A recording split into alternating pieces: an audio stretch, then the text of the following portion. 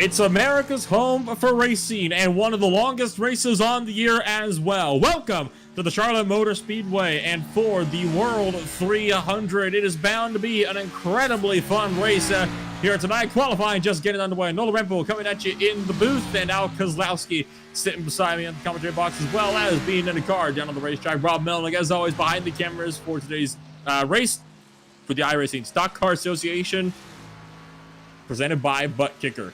We'll be right with you here after just these few messages.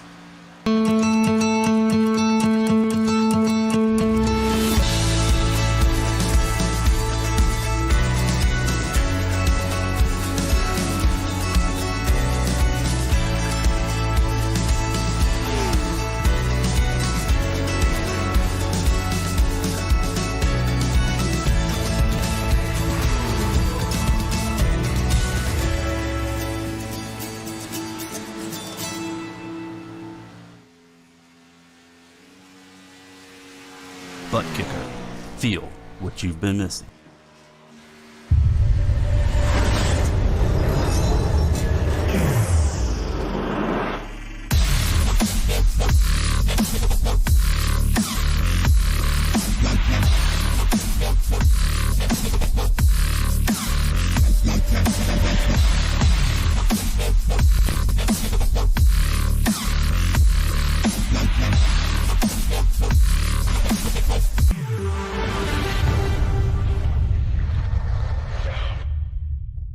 Get yours today at thebuttkicker.com and be sure to use our 20% discount promo code ISCA20.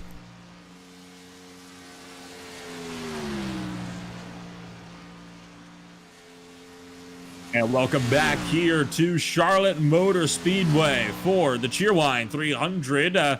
200 laps around this 1.5 mile speedway known as America's home for racing, right next, of course, to the dirt track at Charlotte and the ZMAX Dragway. Nola Rempo coming at you live here with Al Kozlowski beside me in the commentary box, and currently qualified out there on the racetrack for the penultimate round of the ISCA ButtKicker Cup Series in their second season of 2021. It is going to be a fun one tonight, that is for sure. Al, you're currently just coming to the close here of your second lap, so as you cross that start-finish line and put yourself up with the 29.430 up into the top 5 here so far in qualifying, how do you think tonight's race is going to pan out for us? It's going to be a rough one. This is a very hot track, Nolan, very hot. I've noticed during practice that there is a crosswind or something coming out of turn 4. It's probably going to cause a lot of people to meet that wall by accident. It's got to cool off a little bit here. We've been racing all week long at 70-degree track temps, and tonight we're at 84, 85 degrees. And it's making it really hot. Give you a little example here. I'm used to qualifying at a 29.2, and I'm 2/10 slower. So it's going to be a long one.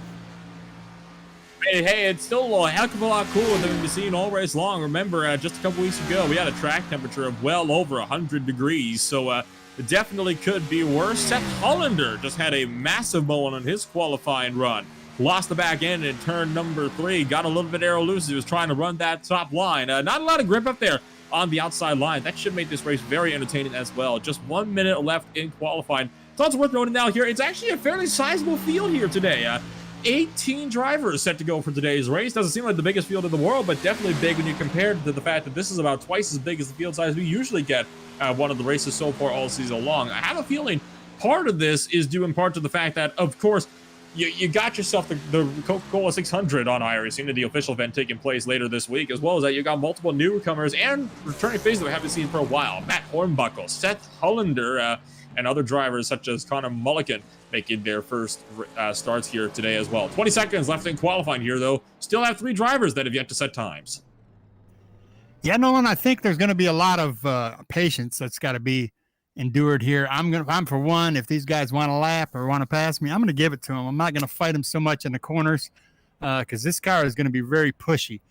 And welcome to all our newcomers. We got Matt Hornbuckle who's going to race with us tonight. I've raced with Matt several times. A great driver. Welcome back, Wayne Grassi, Josh Schaffner.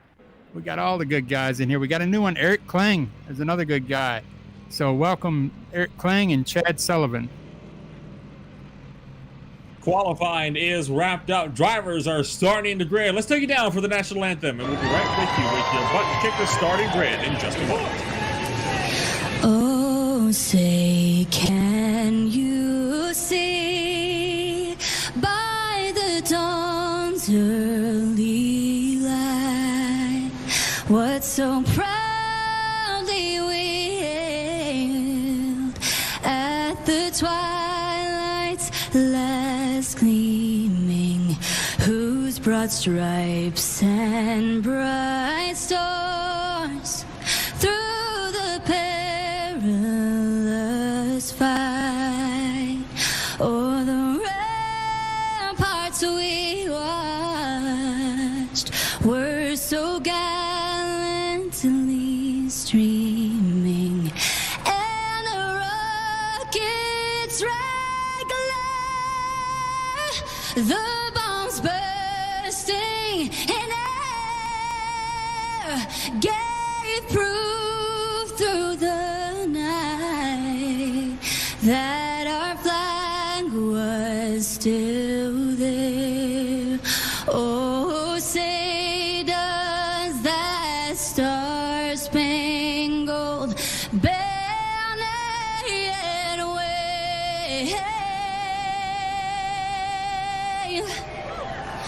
o'er the land of the free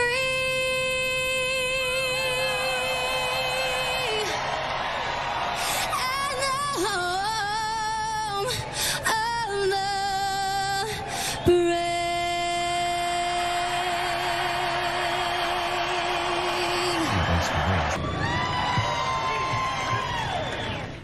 The night time is the right time.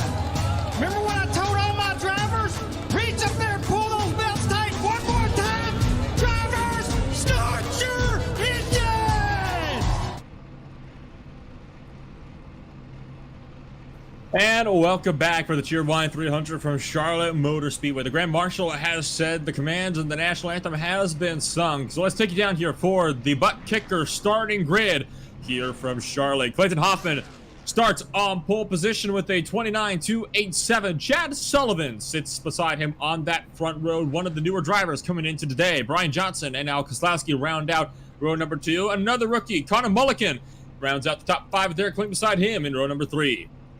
Greg Baczynski and Gil Gach sit 7th and 8th on the racetrack with Josh Schaffner and Chris Johnson rounding out not only the first half of the field, but also the top 10. Wayne Grassi sits in 11th with John Mullins in 12th.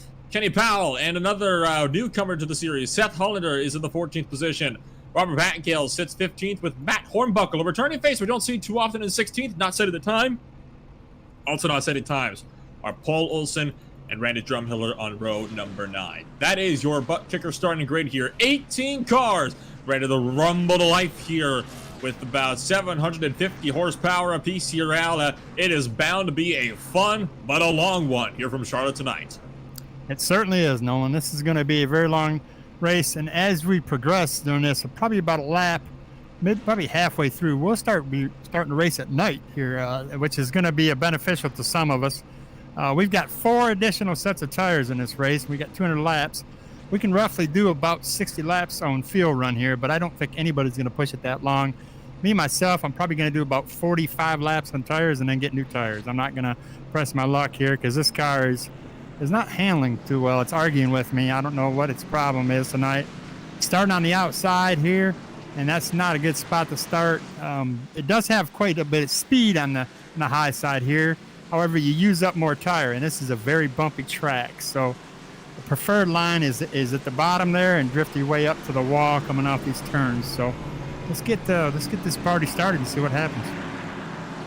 Some drivers were talking about having to go potentially as much as 70 to 75 laps on a fuel tank here. So I'll have to see if that'll end up being the case here tonight from the Charlotte Motor Speedway, America's home of racing. As we head down the back straight for the final time today, it's also important to note that those Chevrolets are going to be handled differently than we've been seeing them so far all season long, yourself included. Now, Iverson, of course, did a massive rework on the aerodynamics of how that car handles, particularly in the draft.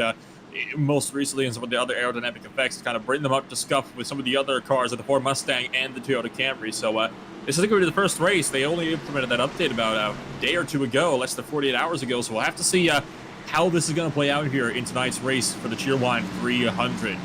So, as the iRacing safety car driven by Bendy, the pace car driver, comes off of turn number 4. It will be in the hands of Clayton Hoffman. Pace car pulls down the pit road. Clayton Hoffman will lead them into the restart zone for the first time today. The 92 car gets on the loud pedal. We are underway from Charlotte.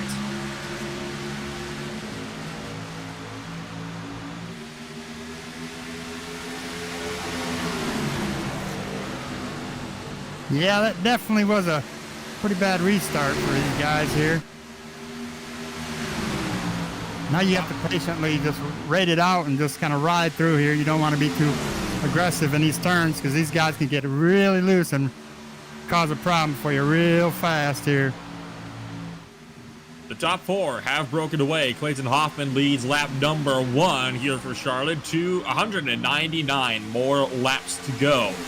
Looks like 5th place trying to run down the leading back here as they start to single file out. Eric Kling in the 88 car trying to throw his hat into the works. You've got Connor Mulligan coming up just behind these guys. Some heavy defense going on in the background though. Greg Wyszynski and John Mullins both trying to fend off the 10 car of Seth Hollander trying to fight the outside line. Not a lot of grip though on the top line just yet here from Charlotte. We'll have to wait a little bit further into this race before that top line starts to settle on in. At the moment, that is one of the only side-by-side battles we got here in the field. Got another one behind from Matt Hornbuckle and Kenny Powell, battling for 4th and 15th on the track, but they get themselves single-filed out. So it is just the battle now for the final spot inside the top 10 that needs to be decided. Greg Wyszynski starting to fall back into the clutches of this battle as well. Up front, looks like Al Kozlowski making a run at Brian Johnson, trying to pick up the 2nd position here very early on here for the Charlotte Motor Speedway.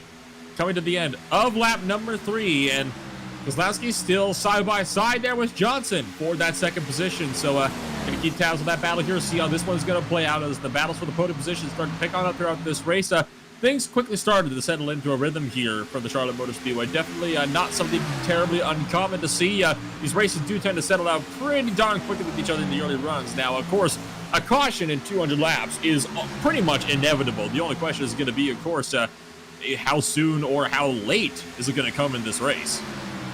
Yeah, I decided to back out of that. I was using up too much tire, and you do not want to use up too much tire to try to pass somebody here. This car should start to get loose here, and I'm hoping if I just stay behind Brian, this car will start to get loose. It was good to see that we can run side by side like that and not touch each other, though. After just 5, coming to the end of 6 laps, or coming to the end of 5 laps here, the driver that has moved to the most positions so far is John Mullins, up 3 spots already into the top 10. So the 64 car certainly appears to be on the move. It's kind of in no man's land, though, trying to fend off both Greg Wyszynski while running down John Mullins as well in his Canterbury number 64 Chevrolet. So have to keep an eye here on Mullins, see how he does, see if he continues to make up that ground and capitalize on the early start here in this race. Single file out, though, throughout the entire top end of the field. One driver is starting to drop back just outside of the drafting range now at this point for Randy Drumhiller. That is, of course, Paul Olson, a driver that we're kind of common to seeing Olson dropping out of the drafting line early here. I'm getting a hell of a run on Brian here. I don't want to get into him because then I'll push him around and then it'll be a mess. So. Well, just don't bump them too hard, and don't remember not to burn your stuff up as well. It's something you got to get used to there, driving with the brand new air package just released these Chevrolet Camaro Z01s just a day or so ago. So definitely a lot of work that needs to be done. A lot of setups were completely shot as a result of that.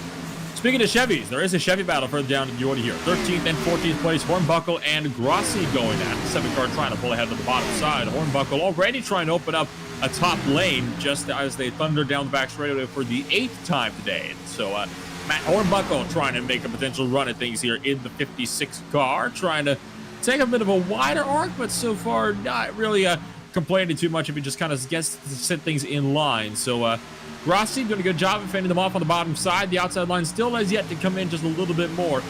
In sim time, roughly 6:04 and 50 seconds, and continuing to increase by an increment of 2 seconds for every 1 second. Track temperature, it is also starting to decrease despite the number of cars on track, down to just 85 degrees Fahrenheit, one of the coldest track temperatures that we've been seeing all season long. 77 degrees Fahrenheit in the air, winds blowing just off to the southeast at about 11 miles an hour. So far, winds, while they might be a little bit strong, giving drivers a bit of headwind they have to contend with through some of these corners here, the track temperature is going to continue to improve so far as the track comes along. Oh, a bit of a bobble there. Greg Wyszynski in some serious trouble there. We have to take a look back at that one if we can. Rob, the number 2 car had a massive bobble through 1 and 2, and he had forced Josh Schotter to check out big time. Hollander tried to get a run around the outside and just barely squeaked through by the skin of his teeth. So first close call, lap 10, just off of turn number 2. Yeah, Nolan, I'm backing off here a little bit. This thing, I put side-by-side battle. Whatever they did to these Chevys, I didn't adjust right for it. So I'm just going to pick my battles here and not fight with these guys if they want by, because I am pushing off this turn. Whoa, down the inside, Chad Sullivan takes a wild excursion through the grass of the 21 machine. Had to check out big time to avoid Al Kozlowski, who kind of washed up out of the extra turn number 4. So Sullivan doing some wild one there, almost tried to go for the road course section. Chad Sullivan keeps it under control, though. No damage on the 21 car. So all safe and sound. Back behind, Hollander trying to have a dive here at Chris Johnson for the 9th position on the racetrack. Johnson kind of pushed up the track here, trying to follow John Mullins in the Canterbury Chevrolet just up in front, trying to pull a little bit of a gap while these guys go side by side just behind. A battle just behind these guys as well. Greg Wyszynski and Josh Schotter now going side by side for 11th place on the track as the battle for 10th single files out. Yeah, I'm just going to let Chad go by there. Some of these guys have a short run car and some of these guys have a long run car. And I have undecided what this thing is going to be. It just doesn't want to turn on this turn here. I'm surprised that these guys are able to manage that turn 4 that well. Whatever adjustment iRacing did on this Chevrolet, I think they missed it a little bit here. That's my opinion. I think Clayton Hoffman would disagree. He's running that Chevrolet, and he's probably had a little bit more practice time than I've had behind the wheel of this thing at Charlotte. Seth Hollander having a close call with Greg Wyszynski, starting to fall down the order of the number 10 cars. So potentially the Ford Mustang there starting to experience a little bit of understeer as well, though it almost looked like oversteer through turns 1 and 2. So Hollander the 10 trying to fend off Wyszynski now. Well, now trying to go on the offensive to try to pick up the final spot inside the top 10 once more. Hollander is taking a really high line here, taking the outside line all the way right up to the wall through 1 and 2 in a run to try to pick up as much momentum off the corners as possible. That's going to work for him as well, because he gets a massive run on Wyszynski down that back straightaway. Going to dive with the inside for 3 and 4, though, and that is where it's not going to work out so well for him. Up front, Connor Mulligan trying to fight it out with Gil Gawk. I believe this is for 4th place here on the racetrack. Al, you're right behind these guys, so correct me if I'm wrong on that one. But Eric Clayton now throwing his hat in the ring as Mulligan loses 2 spots off of 4. Yeah, I think what these guys fail to realize is, just like I just realized, the more you try to get up here and race this thing, the more that thing wants to push coming off of turn 4 here. And you've really got to baby it, otherwise you're really going to meet. I've met that wall already once, and I'll meet it again if I keep on messing around here. So if I want to finish this thing out, I better be patient.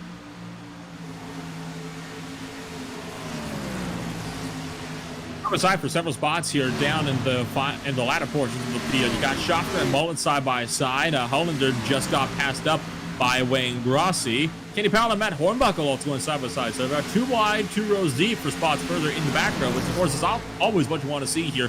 Gives us a really good, exciting race here for the Charlotte Motor Speedway. If you are just joining in to us, if you missed the first few moments of the race, welcome. You haven't missed too much. There has been a couple of close calls already, but so far, this 200-lap event, it has been pretty smooth sailing so far. I know Lorepple, Al Kozlowski driving the 00 down there, kind of dual-wielding here, doing some commentary work with me, as well as driving down there on the racetrack as an in-race reporter. So you're watching the Cheerwine 300 from the Charlotte Motor Speedway for the second season 2021 for the Irish Stock Car Association ButtKicker Cup Series. It is getting feisty, though. Al starting to drop down massively through the running order. Wojcinski goes by. So does Schaffner.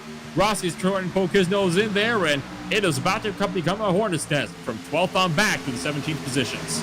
Yeah, I'm doing this on purpose because I've really made this car mad, so I'm going to run this high line for a while and calm it down a little bit. I think I've used up my right side tires. Right front is very easy to use up here.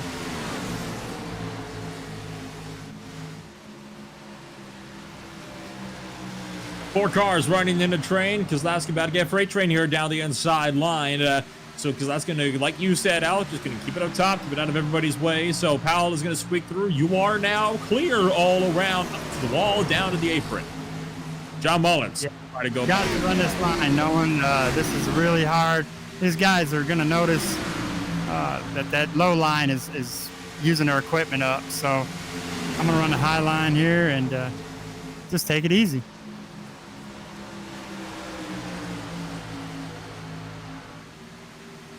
John Mullins and Matt Hornbuckle, they're now starting to go side by side. The top grouping has split off significantly, it's worth noting as well. So these guys are some of the only side by side actually got out here on the racetrack. Connor Mulligan and Josh Schaffner are also starting to go up at it for the 7th and 8th positions on the track. Though Mulligan got a good drive off of turn number 2 down that back straight. It was the outside line starting to come into play big time here. It's one of those lines you kind of need to rubber it in a little bit more before you can really make it work. But if you can dial it in, you can get such a massive run of steam off of these corners. Hornbuckle went off track here in that 56 machine. He lost a lot of control. I think he caught that wall. Yeah, as you mentioned, Nolan, that's what I'm trying to do is I'm trying to get some of this rubber on this high groove here so it would kind of come in a little bit better for me. Didn't quite nick the wall, but he definitely had a sideways moment off of the corner here. So Matt Hornbuckle having another close call. That's kind of been the story all race so far. We've seen drivers kind of getting a little bit sideways off of turn 4 in particular. Turn 2 seems to more be understeer city. Mulligan and Grassi trying to do battle now for 10th and 9th of the track. So Mulligan starting to fall back down through the running order as well in that number 11 machine.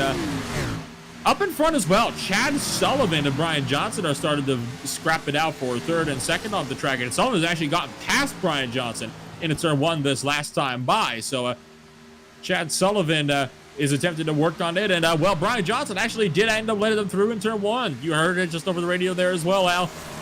Brian Johnson getting a little bit too loose, so he is not wanting to fight too hard right now. Yeah, these things are starting to really eat up. We'll see these guys really abuse their equipment here. I'm going to pit in probably about 7-8 laps. I'm going to do about a 35 lapper and try to see how that runs for me. 35 laps now, that's only going to get you 175 laps through the race here. So you can that's going to be a rough one. I had too much damage on the front of this thing, Nolan. That's a little crumpled on the right front. I'd be more concerned about the left rear, to be honest. That's where all the damage seems to be on your car.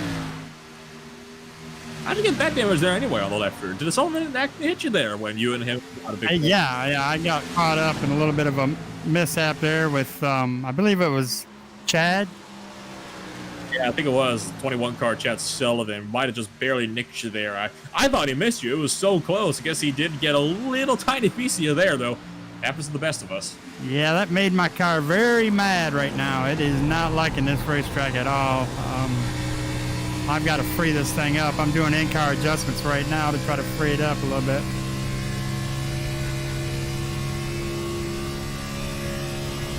$26 down, 174 to go. Seth Hollander still trying to fend off Kenny Powell just behind him. The field is really single filed out now a lot throughout the order. Not a lot of actual side-by-side battles going on. The closest 2 drivers on track, actually, are Wayne Grossi in the 7 and Greg Wojcinski in the 2. They're battling for 8th and 9th, but they're still running a line astern themselves. So no side-by-side action on the track just for the time being. So let's take a quick step away here. We will give you a bit of a shout out here from ButtKicker, and we will be back here in just a moment. ButtKicker. Feel what you've been missing.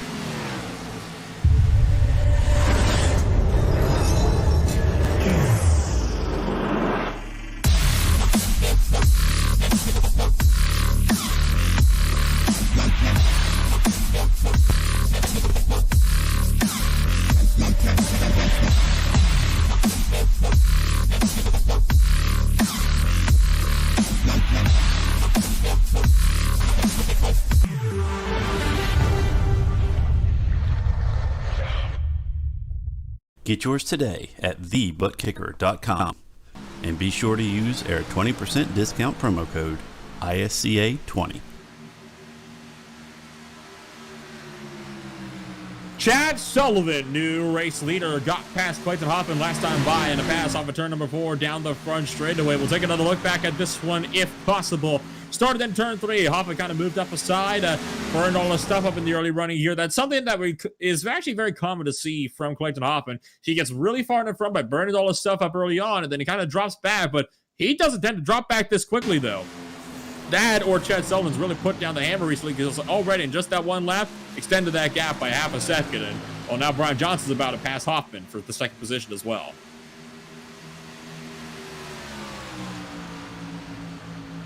Yeah, Nolan, we're going to see a lot of these guys starting to get their lap times are going to fall off here, I'm hoping. Because this car is just getting tight as heck for everybody, I'm assuming. It's really bad when the back of the field is catching me.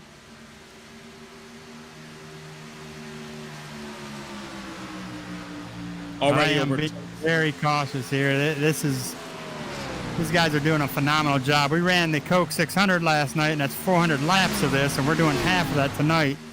And this probably is going to be a duplication of the Coke 600 last night, where it's not going to be any cautions, and that's going to be phenomenal. The grade of drivers we have in here today, I would not be surprised.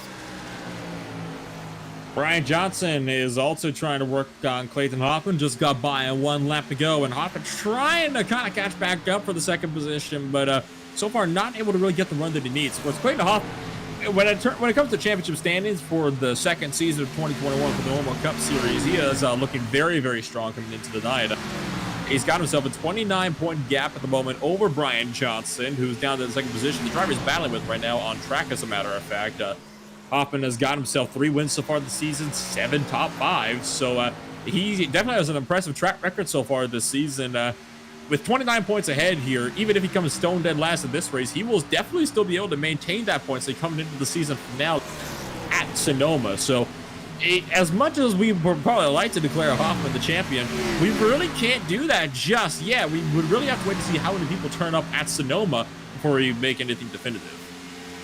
But no, you can't count them Johnson brothers out. I mean, those guys, they come to win week after week after week, and they're not going to go home a loser. So I would think they're going to be in that championship battle here. And you can't count out Kenny Powell. Kenny Powell's pretty good at this track. So, I mean, he could also sneak up there and get him some extra points. Of course, will it be enough? Because obviously this is the highest attendance we've had all race long. We're expecting a slight decline in this attendance as well when we get around to Sonoma. It's not a really popular track, so to speak. So Hoffman has potential to wrap this championship up this night here, but it would really depend on how many people turn up at Sonoma. We'll have to wait and see until next week before we can really declare anything official on that front. Kind of just looking over the battle so far we got in the field. You still got Johnson and Hoffman second and third, but they're starting to kind of separate out a little bit. Fourth, fifth, and sixth are running in the train at the moment. That's Gil Gach, Kling, and Johnson. And it looks like Seth Hollander moving up high, trying to get a run off of the turn 2 on Kenny Powell in the battle for 10th and 11th on the track. Also close, Matt Hornbuckle and John Mullins. Those two drivers have kind of been swapping back and forth in the past several laps as well. Then, of course, you got the last 4 cars on the track between Olsen, Pattengale, Kozlowski, and Drummuller all running line astern as well. So you got these little individual battles that are so far taking shape throughout the series, the race here. It doesn't seem like we got any cautions on the horizon for now. We'll have to wait and see how things are going to go when the first pit window rolls around, which if the fuel window we were given by Kenny before the start of this race that they go off of is still about 30 laps away. Yeah, I highly doubt anybody is going to take this thing 60 laps. If anybody else is experiencing the drifting on the backstretch that I am, there must be a crosswind or something going on at this track right now.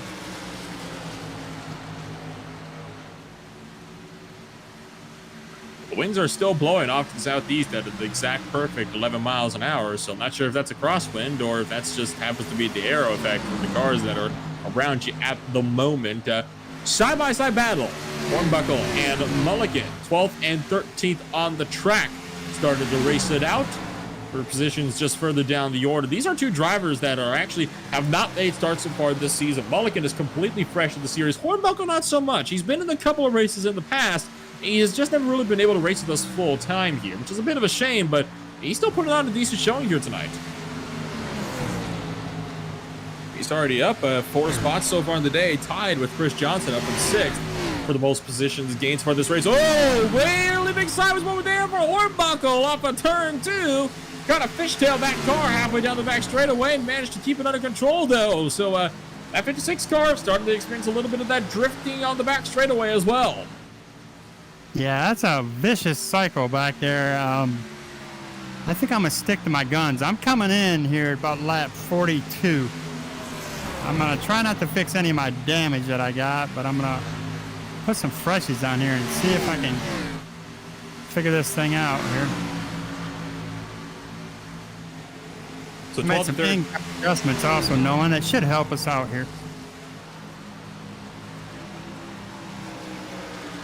Hornbuckle gets clear of Mulligan off of turn number 4. Back to see if Mulligan can maybe try to fight back here for that 12th position. Of course, these are spots that are still in the bottom half of the field, but you know the top half of the field is so split apart right now. It's kind of hard to see what's going on here further up at the front. That could be of potential interest.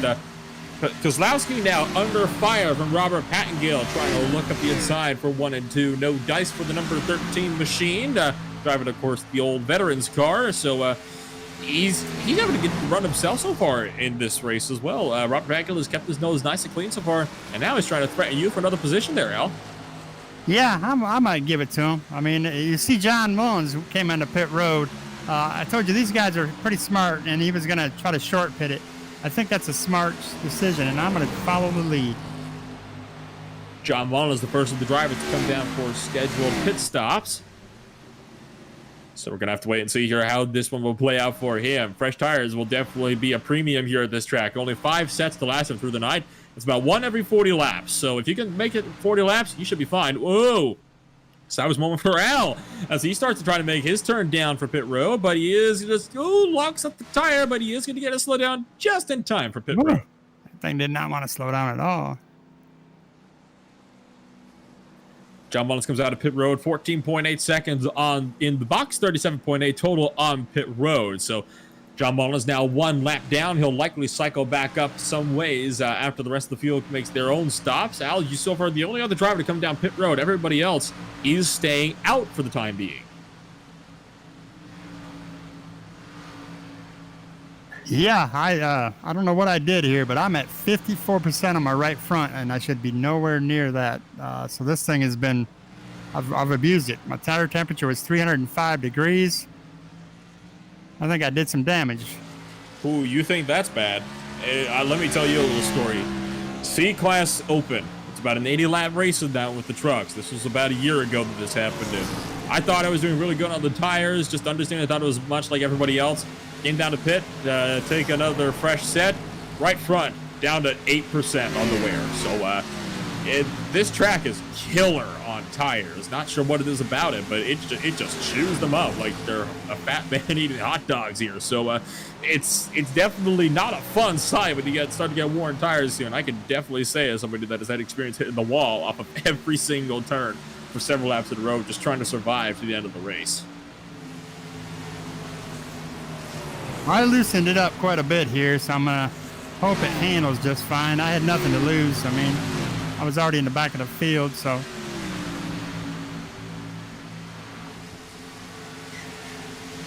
Now, of course, there is 2 more Cup Series that are due to come yet before the season's end here. So let's take a little look. You know, I'm going to kind of, while we're waiting for other cars to come down pit road, I'm going to kind of look up here, see what's coming up next in the next few weeks. So, of course, have Sonoma Raceway for the season finale here on Season 2 coming up in just 1 week's time. There's a race that we don't know where it's going to be at just yet. It's going to be between Seasons 2 and 3 here for the Super Cup Series. We'll touch a bit more on that later on. Starting off, Season 3 will be Kentucky Speedway for a 150-lap event. Then comes Pocono Raceway for an 80-lapper, 31 laps at Road America. Now, Road America is one of my personal favorite road courses out there. It's got a lot of very long straights in a very hard braking zones. Incredibly fun track to race up, perfect for stock cars. Atlanta Motor Speedway comes next at 130 laps. New Hampshire Motor Speedway has its next outing. Then comes Watkins Glen, another great road course. The Indianapolis Motor Speedway, not the oval, but again, the road course. So a lot of road courses coming up in the next season here. Michigan International Field comes after that, followed by Daytona and Darlington to round off season number 3 here on the series. As well as that, Darlington is going to kick off the round of 8 for the Super Cup Series season.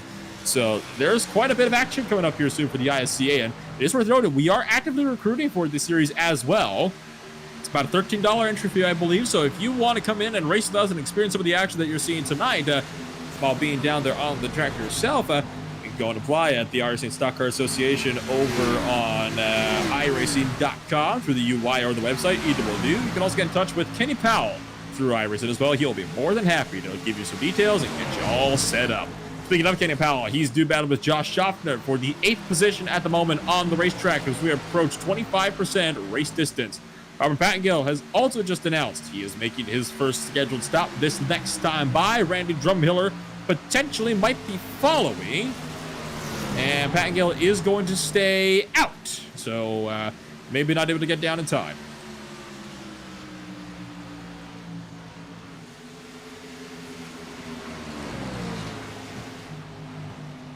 Now I come in with fresh tires on his lap cars. Hopefully they move out of my way here. You'll notice how quickly I get around them. The fresh tires mean a lot.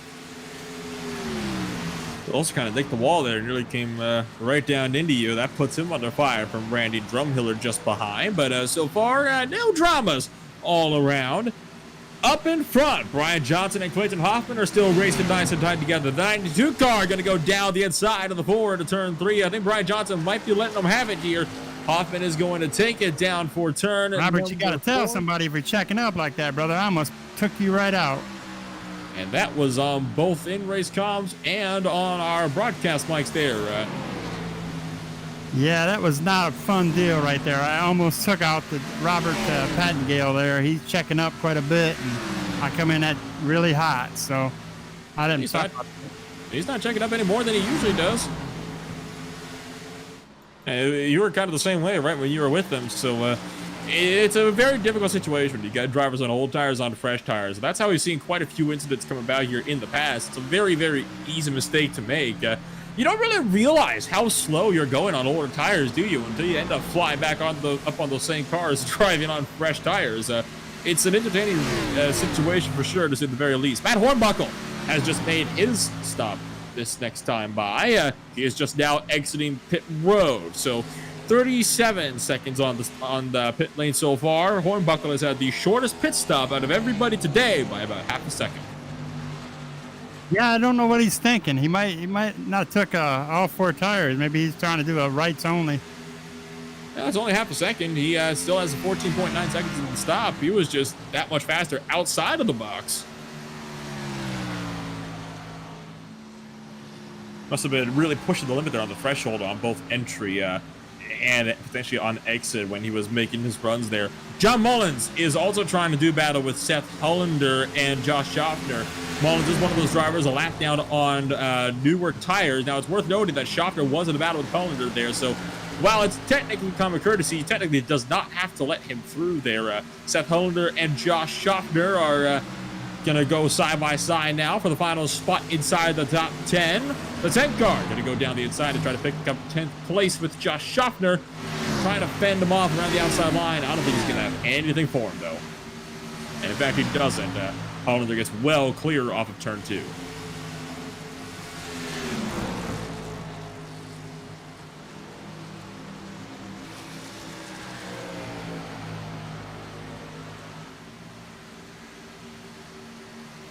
Yeah, I'm going to try to baby these tires. I'm going to make them last another 30 laps.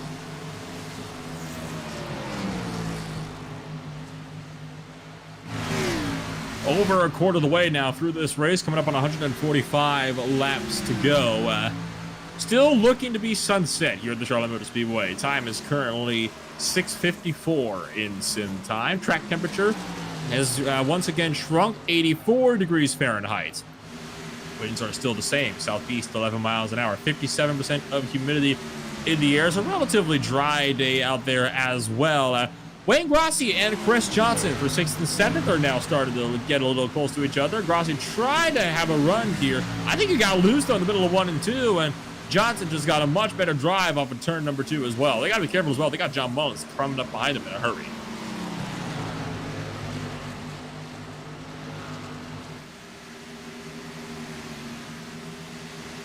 And John Mullins is just going to breeze right past them as if they're standing still. Just nothing they can really do to keep them behind. Chris Johnson's going to go down to the inside, and Mullins is going to blow by on the outside line. Now, Grossi might have a thing or two to say about Chris Johnson if he can get back up to him. He had a pretty bad run last time he was out there. Up in 4th and 3rd, Brian Johnson is now under fire from Gil Gawk, who's trying to threaten for the podium position. So this could be another. Oh! Brian Johnson really sideways through 3 and 4, but manages to somehow hang on to that one. That is one for the highlight reels. The 4 car all by himself. Stepping the back end out and smoking up the rear tires as he tried to save it through 3 and 4 and clip the apron to get it done. Yeah, these cars are ill handling. Like I said, this is a very hot track. I didn't make enough adjustments, so my next pit stop, I'm going to take a real big swing at this thing and see what it does.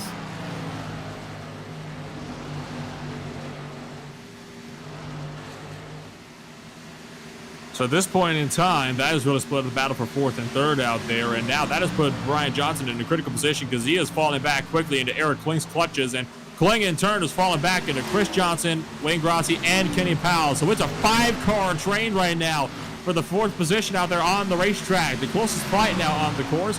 Powell goes down the inside of Wayne Grossi. Clearly was saving his tires early because he is just working his way up in quick fashion through the order. Gets right inside of Grossi. Grossi trying to get the crossover off of turn 4. No, does. Oh, look out. Johnson's loose. He clips clearing Kling. Johnson slides into the infield, and how did he save that? No caution yet. He is going to slide it out again and now stops in the infield of the front straightaway. Still no caution. We are keeping this one green. Lap 60, and I don't know how we did not have a caution there. That should have been a caution. I don't know why it wasn't a caution. Johnson now slow on the bottom of the front straightaway, and he is going to now get back up to speed. That is one to take a look at again. Brian Johnson getting all out of shape through 3 and 4. Just bobbled it too much and just barely nicked Eric Kling. I want to get a look in car of Eric Kling if he can, because good God, the wheel work on the 88 car proves why they are some of the best in the business. Just jerk that wheel in the perfect ways. That's what I was afraid of. These guys stay out there longer. They're going to blow a tire. I just got into... caution is out. Brian Johnson has spun it again in turns 3 and 4. Once again, all by himself. This time trying to make it down pit road. That puts us under the first caution of the night here on lap number 62. So the 4 car still trying to get himself out there. Oh, good grief.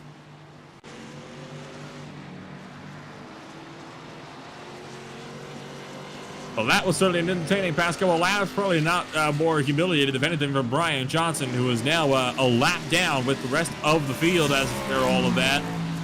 Pace car coming out onto the that front straighter there. So a lot of cars here are going to be coming down pit road. I expect Randy Drumhiller to get the lucky dog here. This is going to trap guys, though, like John Mullins, Hornbuckle, yourself, and Brian Johnson all a lap down. And sure enough, Brian Johnson just confirmed him. Blew a rear tire out. Yeah, that'll do it. That'll definitely do it there. And so everybody is going to come down pit road here on that lead lap. Chad Sullivan leads them in. Will he also be the driver to lead them off? That's going to be a big question here.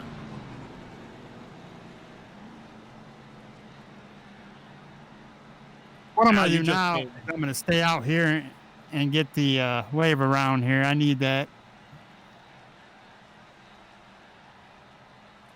So Sullivan is down to pit road. Everybody else is coming in with them. Wojcinski had to back up in a stall. Missed the pit box by the smallest of margins. So a caution-free race no longer. Sullivan was the first one in. He will be the first one off as well. Second place out of pit lane will be Chris Johnson, followed by Gil Gawk, Grossi, Powell. Just behind, Wojcinski, Schaffner coming out with them. Clayton Hoffman, the former race leader, is in there for a very, very long time. What has happened to Clayton Hoffman? 33 seconds and counting. It is a disastrous stop for the 92 car, who's going to fall so far back in the order. 37 seconds total.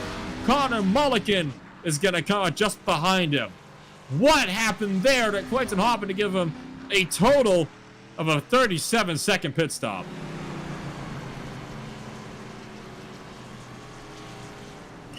So the drama continues to ramp up here at the Charlotte Motor Speedway. Let's see ourselves a quick step away under the first caution of the night. And we'll be right back with you when we go green. ButtKicker. Feel what you've been missing.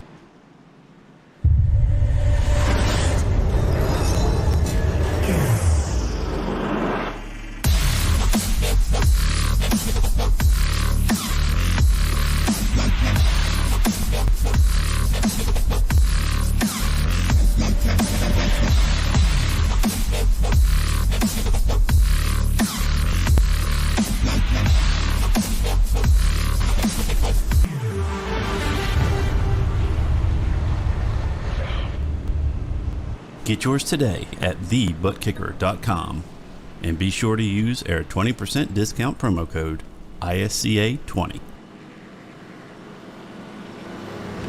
Still under the first caution period on the night came out when Brian Johnson had a massive slide through the turn 3 and 4 after blowing a right rear tire. He blew it out turn 4 one lap prior to the front straightaway. Couldn't get down to pit road in time though. Nearly wiped out Eric Kling as well, giving him a lot of right rear damage to work with. And in the attempt to nurse the car back, he lost it again in 3 and 4, and that brought the caution out. I'm still confused how the first one didn't, but that has trapped Brian Johnson a lap down. Al, you have said you're going to take the wave around here to get back on the lead lap. Matt Hornbuckle seems to be following your strategy on that one as well. Yeah, we need to get back on the lead lap. Now, this doesn't mean what I'll probably pit here is I'll probably pit at like lap 90, maybe even sooner than that, to get some tires here. I'm going to try a different strategy and see if it works.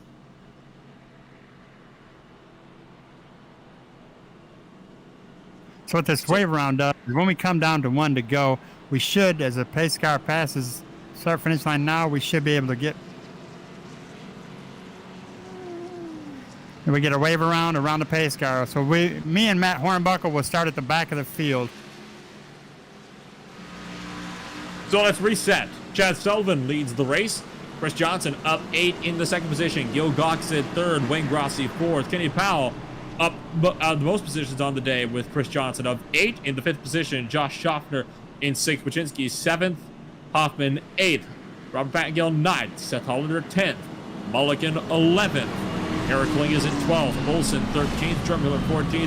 Hornbuckle 15th. Kozlowski 16th. Brian Johnson in 17th, and John Mullins in 18th place, still sitting in pit road and not in his car either. So John Mullins most likely has called it quits for one night. He has been sitting there for almost the entirety of the caution period. So Al, we've seen what an initial start can do. What do you think a restart will give for us here? These guys got fresh tires, so we should be fine. Me and Matt Hornbuckle on older tires, we've got to take it easy because we will lose it and bring out another caution.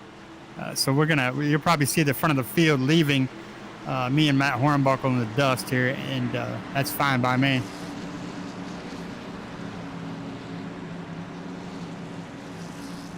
Chad Sullivan going to be the control car as Benny, the pace car driver, pulls down into pit road. And Sullivan now waiting on that Bud King of Beers Ford Mustang into the restart zone. Green flag drops. We're back on the way from Charlotte. It is a great launch from Chad Sullivan as they thunder out of the quad over down for turn number 1, already well clear of the field. Chris Johnson also clears for second place. Side by side, though, for 3rd and 4th. Rossi trying to make the run on Gilgoff. No dice for Grossi off of turn 2. He's going to try to look to the inside. Gil Gawk is really covering him off here down to the turn number 3. So it is looking aggressive here on this restart of the day. Look at Kenny Powell getting the big out of steam around the outside line. Got to pick on the 4th position here potentially if he can get clear of Grossi. Don't think he's quite gotten that made just yet. Grossi is going to continue to try to fight this one out around the inside line. Now that they're up to speed, though, if Powell can get the run off that outside line, you and I both know, Al, it could be a game changer. Yeah, he's going to make his move to the front there. I just hope he doesn't do like I did and eat up his equipment before he gets there. Then he'll be in trouble. All it takes is somebody sees some smoke. Is that it? That's Powell sliding it out sideways. Checks up. Wachinski and Grossi also make contact. Somehow, once again, we all save it. Robert Pattengill, after seeing that, he's saying, yep, no thank you. I'm going to go way to the tail end with this one. I do not want any part in what's going on up front there. Very close call, though. That was cold tires at its finest. Yeah, that's what I meant. If Kenny Powell eats up his equipment, his car will let him know fast it's not going to handle right. So Grossi trying to look around Kenny Powell, but all that checking up has left them well clear of Josh Schaffner, who's trying to fend off current points leader Clayton Hoffman, Wachinski, Hollander, and Johnson. Also just behind. Eric Kling is looking really loose on the inside line as well, but he also manages to survive it. He's going to wash up right in front of Connor Mulligan, who is side by side with Hornbuckle for 11th and 12th. Up front, got another battle side by side, this time for the race lead. Gil Gawk to the inside of Chad Sullivan in the 21. Gil Gawk, for the first time all season long, is going to go to the race lead. So Gil Gawk's number 85 Chevrolet Camaro ZL1 to the point for the first time in a very, very long time.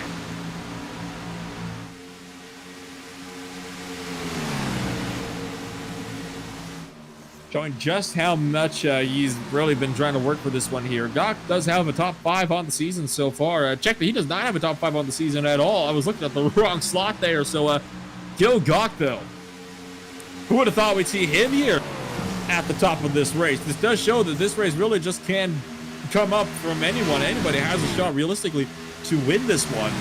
We're only 46 minutes into this race as well, and already we're almost halfway through as well. So this race is actually going by pretty quickly here as well, all things considered.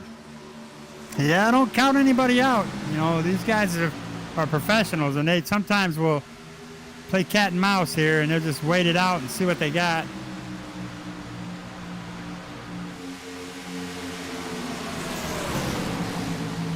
And now they're side by side for 3rd and 4th. Chris Johnson and Wayne Grossi. They're looking nice and tight now on turn number 2. Grossi is going to try to have a run here at Chris Johnson, but Johnson's just got so much speed around that outside line. And he's going to be well clear of Grossi by the time they get for 3 and 4. Grossi has to check up to kind of avoid understeering up into the corner. Kenny Powell also trying to make up some time, just a little bit behind these guys as well in his number 24 car. So you got a lot of movers and shakers up here in the front that we're not used to seeing up at the front end of things. Yeah, Charlotte brings out the good boys here. They'll keep it clean, and I hope we're not going to have any more cautions. I mean, it would be nice if we did. I've got a little bit of adjustments I need to take care of, but I highly doubt we're going to do that. And at the end of the day, it came from a blown tire as well. Not even people making contact with each other. I think that says the thing or two as well. These guys are racing incredibly clean so far all night long. Johnson is going to let Wayne Grossi through. Oh, Kenny Powell is going to take the open door. He's going to go down to the inside. So is Josh Schaffner is going to pick up a spot.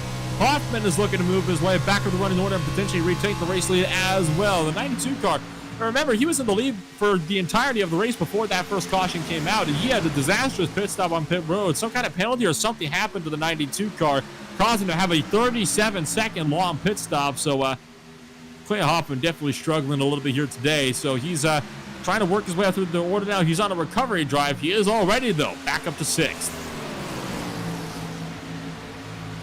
Yeah, he's got plenty of time. He lets these guys eat up their equipment, and it's going to start, as you can see, it's starting to get a little dark, and that's when some of these guys really will gain some speed in the dark here. The air temperature has really started to lower as well. Only 76 degrees Fahrenheit now in the air compared to the 77 it was at the start of today's race. Only 82 degrees on track, so it is an incredibly cold track down there. At the moment, Kenny Powell and Wayne Grossi trying to do battle for the final podium position. Josh Schaffner trying to throw his hat into the ring of things as well. This Cheerwine 300 is going off without a hitch so far. I mean, this has just been an absolutely phenomenal race from start to finish. Definitely a huge sigh of relief compared to how we potentially thought this race would go with a lower field count. Definitely like that we have a lot of these new faces and some older faces that have decided to come on out and join us for today's race and give us a lot of the action that we're seeing here at the moment. I guarantee you, if we had one of the smaller field sizes that we've been seeing all season, the race would not be going nearly as smoothly as it is now.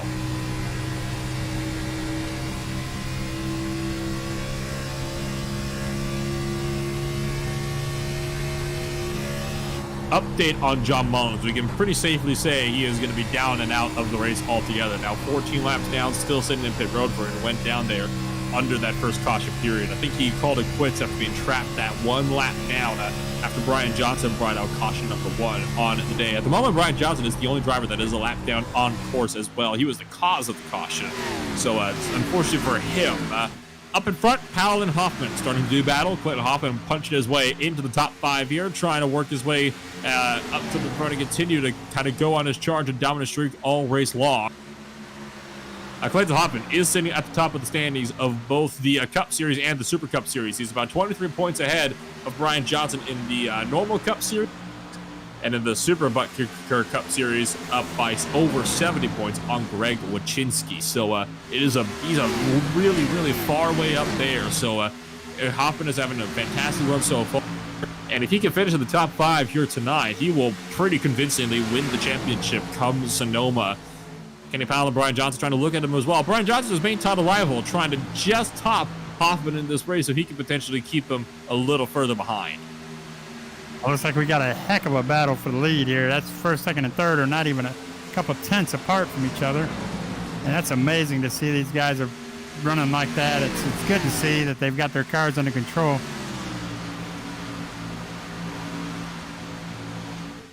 It would be correct. I mean, a lot of the drivers up at the front have been racing really aggressively so far ever since the initial restart here. Sullivan and Gil Gach are less than 2 tenths apart from each other. It's about half a second back from Sullivan to Grassi, but still sitting right within that drafting range as well. So it's looking very good so far. Gil Gach is still trying to fend off Sullivan. Sullivan's trying to take a more of a diamond arcing line through these corners, trying to kind of carry more speed and momentum off of the corners.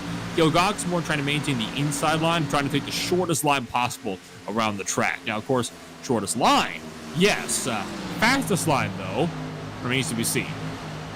Yeah, if they open that door for Wayne Grassi, he will walk through it. So they better be patient and watch what they're doing. Checking in on the tire and pit situation at the moment. Drivers have just been out there for just about 20 laps here. Save for 2 drivers. Those drivers are Matt Hornbuckle, been out there for 31 laps already, and Al Kozlowski just starting his 40th lap on his own stint. A couple drivers are also sitting about 18 laps, 1 lap prior, but it's a margin difference at that point. So a lot of these cars are definitely going to be starting to feel that tire. We're kicking in a little bit more. We were talking about these guys have 5 tire sets for tonight compared to the usual 4 that they get. And then, of course, you've got to keep into a factor as well. 72-lap fuel windows. Judging, though, based on how we saw things playing out in the initial start, it's unlikely we're going to be seeing anybody trying to really stretch it out to those fuel windows. Take a look at some of the other battles on track, though. Josh Schaffner really getting blocked heavily down the back straightaway. Wayne Grassi. Oh, they make contact! Grassi starts to slide. Checks up Clayton Hoffman. They somehow survive it. Hoffman skirts down pit road with a lot of damage. He is going to have a speeding penalty for sure from that one. Clayton Hoffman is out of the race, retires the car. Huge championship implications there as Wayne Grassi slammed the door shut on Josh Schaffner's face. Brian Johnson pokes around Grassi. Grassi starts to slide off of turn 2, goes down to the apron and lets the rest of the field through. Wayne Grassi is now missing the entire back bumper on his Pennzoil Chevrolet. That is big, though, for the championship. The points leader out of the race with just 1.5 races now left to go. Yeah, that's too bad for Clayton. That's really going to cost him. I wish he would have just went in and served the penalty and finished his race out. But if he feels like he's going to leave, then that's It wasn't the penalty, it was more the damage. He had a lot of front-end damage because he slammed the back of Grassi hard, enough to take the 7 car's bumper clean off. Wayne Grassi is now going to be coming down pit road as well, likely to get damage fixed. Oh, he bails out of it, though, after a very botched pit entry. Comes back out on course, no caution, though, so he's going to be back up to speed just about now. And there's a big scrap now for the just for spots just in the top 5 here. Brian Johnson in 16th place is trying to poke his way around a lead lap car, Josh Schaffner. Oh, more contact. Kling hard to the wall, back straight away. Seth Holder turned him. Caution flags out for the 2nd time today. The 88 car spins to the inside of turn number 2. And that was a bit clumsy there on Eric Kling's part. Hollander was there, and the 2 of them just made the slightest of contacts, and Eric Kling, he kind of pushed up in on him. Uh-oh, that's not good right there. Boy, I tell you, right now, Nolan, this ButtKicker is giving me one hell of a reaction. It's telling me this car was pushing quite a bit. Let's go ahead and hit a commercial for that ButtKicker so everybody can know what I'm talking about. This is something you got to have. If you don't have it, get your ButtKicker system for your racing rig. And they've got a simulation. I get a flying simulation rig and movie theaters for your home. So let's tell everybody about ButtKicker right quick. ButtKicker. Feel what you've been missing.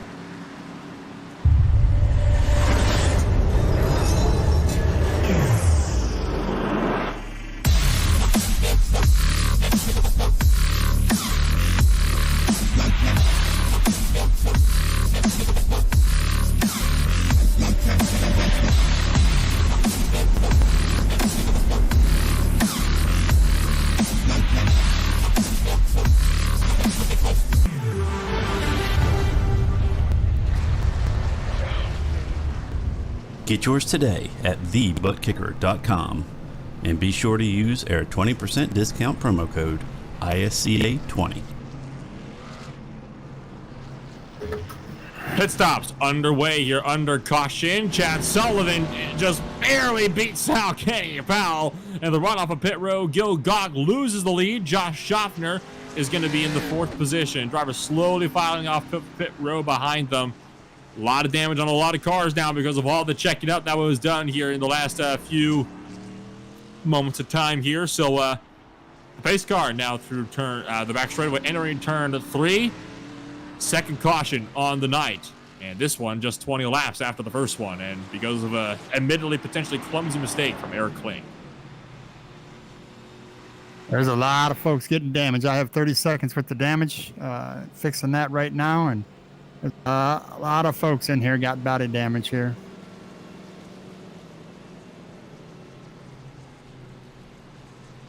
Eric Kling among them, with Wayne Grossi definitely a big name in there as well.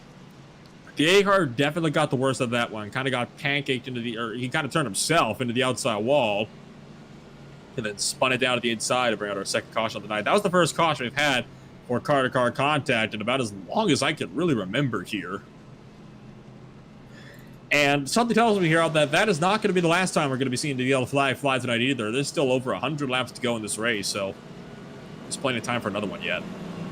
See, what we have now is because everybody took their second set of tires. They've got 2 sets of tires left. They have to make this 120 lap race on 2 sets of tires. So everybody's going to try to stretch it out to 60 laps per set of tires here. And we've already seen with Brian Johnson earlier in this race that you can blow a tire. So I think we're going to have some problems.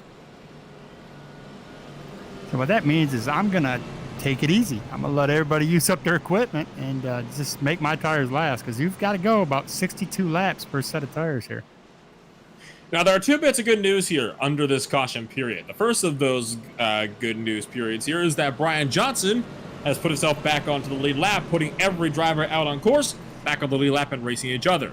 Some more good news. Everybody is also on the same tire cycle, so we won't have to worry so much about some drivers being off cycle now from others. Everybody's within the same lap or so of their tires being put on fresh under this caution period. So this has put everybody really on cycle with each other. So this should be a much more routine restart. Yeah, this is going to get interesting, especially if somebody loses track of how many tires they get, and we have a caution again at like lap 120, 130. And everybody pits again. They're going to have to go 71 laps on a set of tires.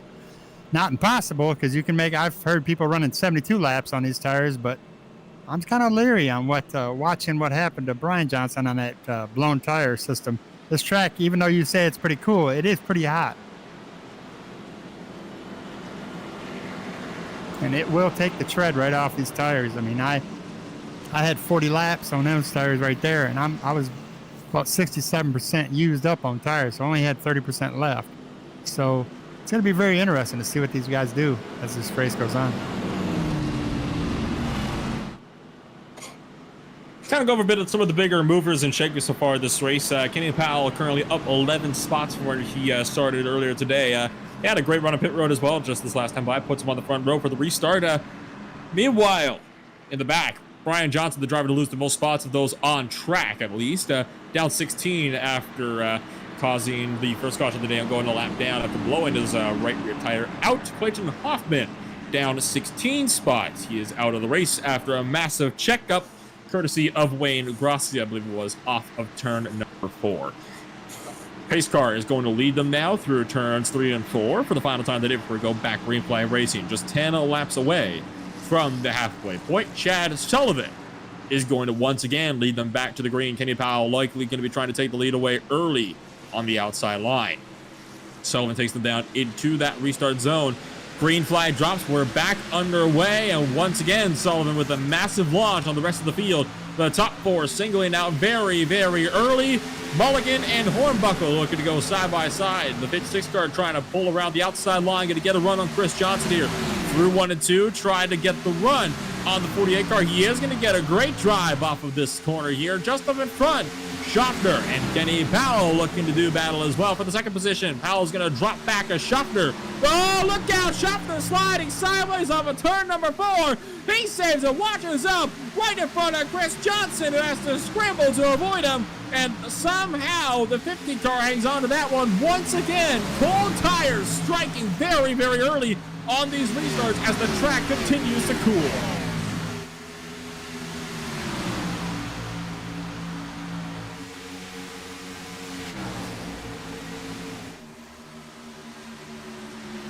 After that brief scare, we are still single file out for the most part so far in this one. Gilgok and Powell still side by side for third and second up in front. You do have Matt Hornbuckle trying to maybe throw his hat into the ring if these guys stay side by side for too much longer. Powell is finally going to bow out, though, and that is going to let Hornbuckle go up his inside of 24 and take that one easily off of turn number 2. Kenny Powell going to try to find some speed here. Oh, now it's Hornbuckle that's sliding loose, clips the apron to help him save it. That's going to let Powell get the pass back off of turn number 4. Powell retakes third place, and Hornbuckle's going to lose out fourth as well to Connor Mulligan.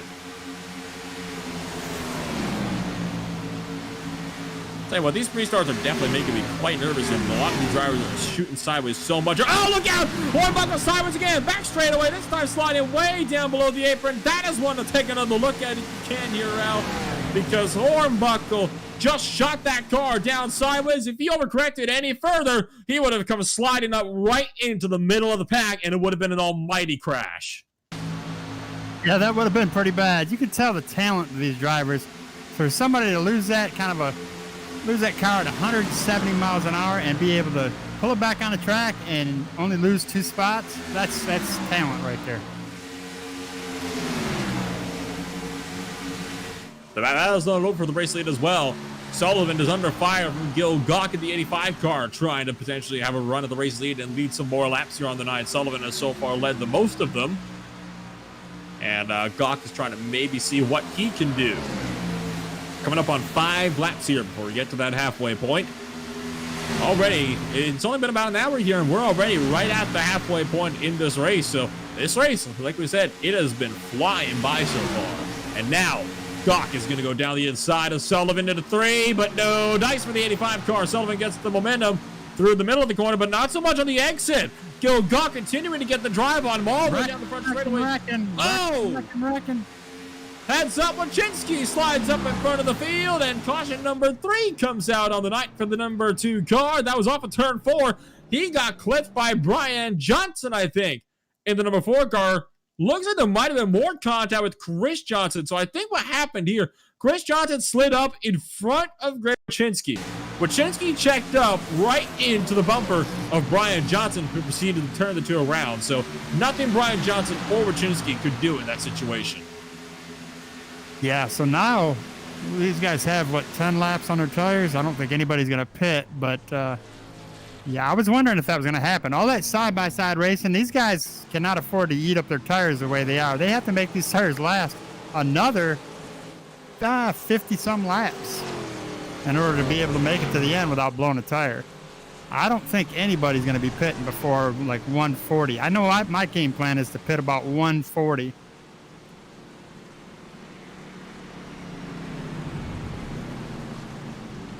So we'll wait here and see if anybody's going to come down pit road here. Chad Sullivan to be the first of the drivers to take him in as they form up behind the pace car once again.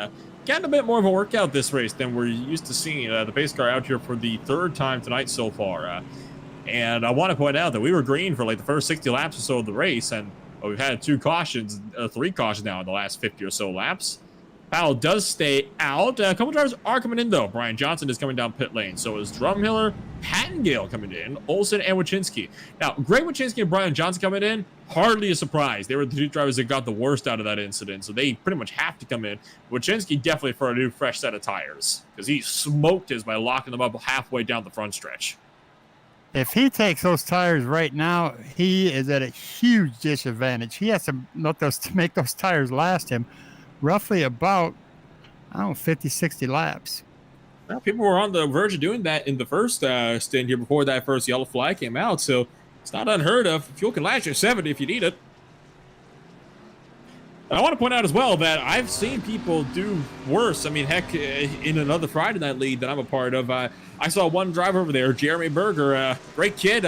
What he ended up doing, he used all of his sets of tires in the first 120 laps of the race. It was a 200-lap event there at Dover. He had to run the last 80 laps on one set of tires. Now, granted, he was slow as all hell after that stop, but props to him, he actually made it work. So it's not impossible is what I'm saying. You won't be fast, but it's not impossible. That's pretty amazing. I thought so. Caution number 3 on the night. Let's take a quick step away. We'll find ourselves back in just a few moments.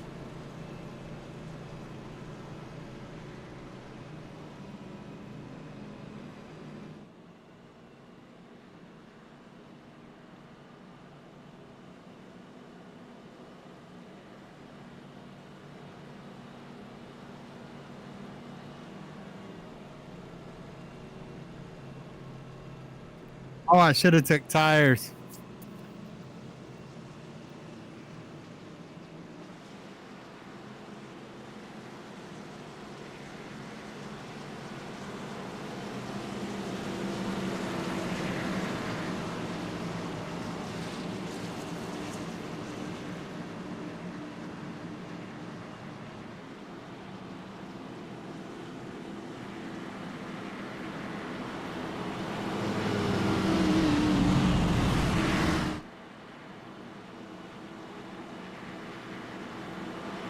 Way. Chad Sullivan leads. Gil Gawk in second. Mulligan third. Kenny Powell in third. Mulligan fourth. Schaffner fifth. Hollander sixth. Kling Johnson seventh. Kling eighth. Grossi ninth. Hornbuckle 10th. Round up the top 10 drivers so far in this one. It has been a very good race so far in this race as well. Coming to 8 o'clock p.m. exactly on the dot as we get set to go racing for the second half of the race. 150 miles to go in the hands once more of Chad Sullivan. If you're just joining us, welcome to the RC Stock Car Association ButtKicker Cup Series and the penultimate round for the Cheerwine 300 at Charlotte Motor Speedway. Nola Rempel and Al Kozlowski coming at you live from this beautiful 1.5 mile speedway. 100 down, 100 to go. Sullivan leads them back to green.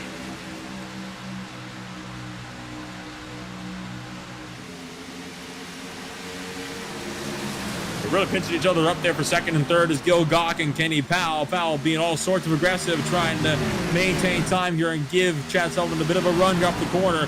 Gil Gawk is going to look at the inside. Schaffner trying to make it 3 wide for second place down the back straightaway. Schaffner thinks better that one and backs out down the back straightaway. Wise move there for the 50 car. That was never going to work out. 3 wide at turn 3 just doesn't stick on fresh rubber, especially with how we've been seeing drivers get so loose off these corners. Yeah, these guys running side by side like that, the draft and the dirty air, and it's just not going to work for them. They keep it up, we're going to see more cautions, and that's exactly what I need to see. Wayne Grossi and Matt Hornbuckle trying to do battle for spots just on the cusp of the top 10 here. They've got Seth Hollander. They're trying to reel in as well. Now Grossi is sliding sideways off of turn 4.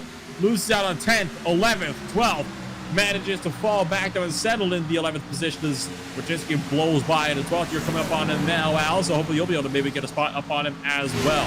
Kenny Powell back. I'm going to let him sit because I see some craziness going on up in front of me, and I don't want no part in it. Camp out backing off as well, kind of letting drivers get away with their positions and have some fun out there. Seth Hollander lets by Chris Johnson. Hornbuckle just let Brian Johnson through as well, but now Brian Johnson, the 4 car, trying to close in on Hollander. Now, Brian Johnson, 10 lap pressure tires, and he was breezing by the field already. Has gone from the tail end of the field up half the running order here in just about 5 laps or so since he's got the tires on in 3 laps into this green flag run.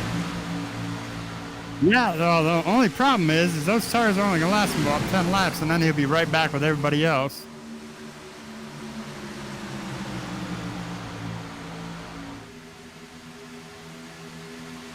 Hornbuckle and Hollander now really trying to work at it with each other. The 10 and the 56 car doing a great job trying to do battle with each other for these spots. Just at the edge of the top 10 up front, Chris Johnson and Brian Johnson trying to battle it out as well. Johnson just barely gets clear of Chris, and Matt Hornbuckle just behind, trying to maybe find a runner. That is such a fun name to say, Matt Hornbuckle. I love that name. It's my favorite name to say now. Nothing can change my mind about it, except maybe Connor Mulligan. That's also a fun one.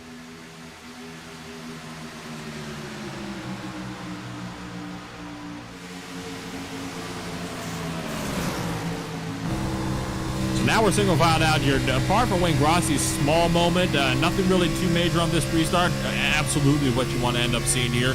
Track temperature down to just 80 degrees Fahrenheit. Cold as it has been not just all night, but all season as well. 76 degrees in the air, so track's only 5 degrees hotter than the air temperatures are at the moment.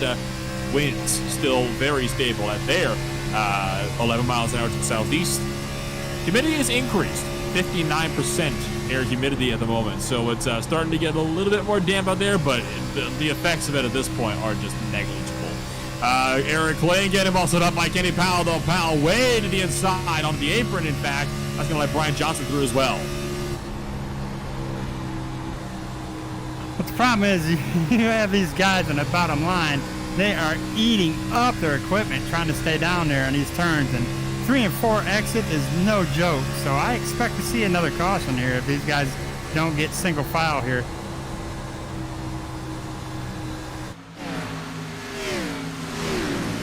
Powell and Wachinski now are both trying to look for it as well, as Eric Kling is going to back out into the 88 car from the inside line. Lets Brian Johnson take that one.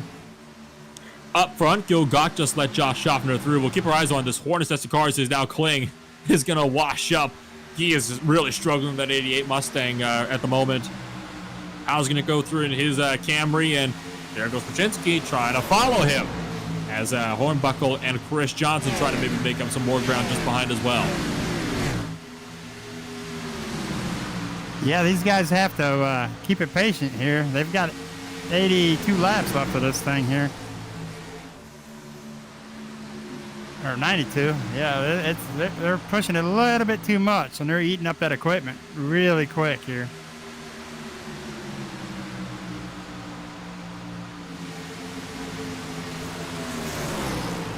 Hornbuckle down the inside of Eric Kling's. The 88 car is either saving his stuff or he's already torn his stuff up. One of the drivers that's been out there for 22 laps now, going on 23 in 1 lap's time here. He also has a lot of right rear damage, along with some front end damage on the right side as well. So Kling his car has seen better days, let's put it that way. So the Ford Performance Monster Energy 88 car is definitely struggling at the moment. He is desperately trying to find some way to maybe recover on lost time, but I think at this point he's going to have to reset, maybe get some of the damage fixed in the pits, or he'll really be able to regain some of that lost pace.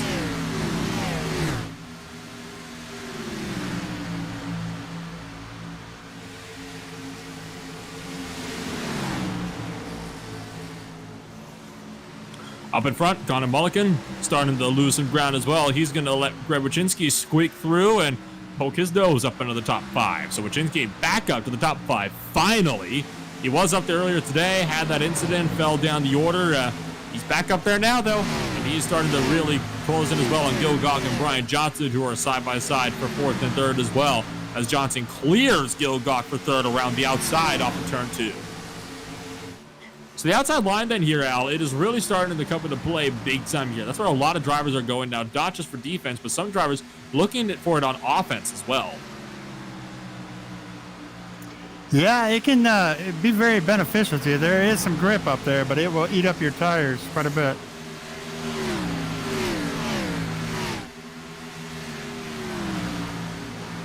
Kling starting to squeeze in on Al Kozlowski as he's now side by side with that 88 machine.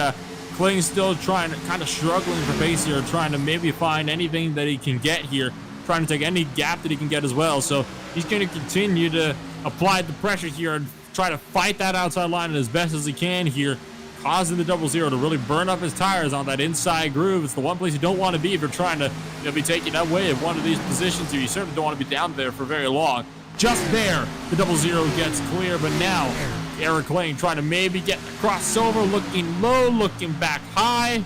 Kozlowski going to go defensive for the time being, and that causes Eric Kling to kind of back out, and he'll lose another one. The lights just came on, Nolan, so we're getting ready to race in the dark here. Nighttime is the right time, I think is how that statement tends to go, and I couldn't agree more. These old facilities always look better with some good old lights overshadowing them. I know there are some people that have said that the lights at Auto Club Speedway don't tend to look very good at night. It's really dark. To that I say, if IndyCar can race there, why can't we?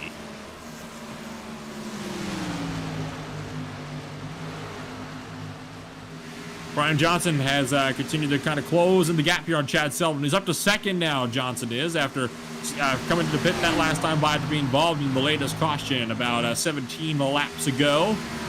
10 lap fresher tires than Chad Sullivan, and he's starting to really use them to his advantage here. Quarter of a second and closing fast, down to 2/10 as they enter turn number 3.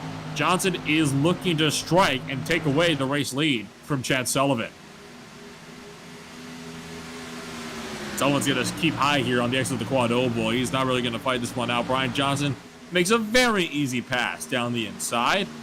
Oh, not quite though. Sullivan might try to fight this one, but he's realistically not going to have anything for him. Johnson gets clear. New race leader once again. Sullivan kicked off his throw.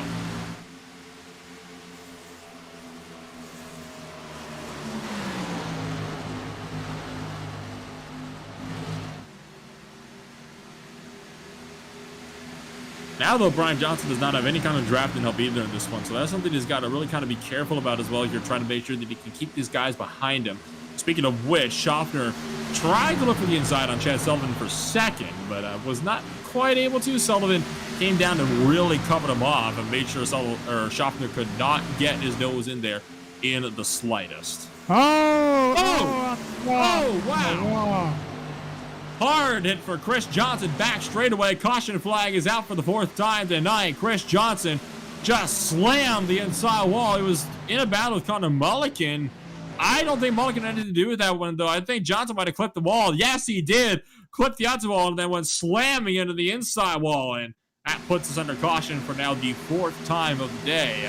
So unfortunate for Chris Johnson, who will no doubt become our 3rd retirement, leaving 15 drivers standing.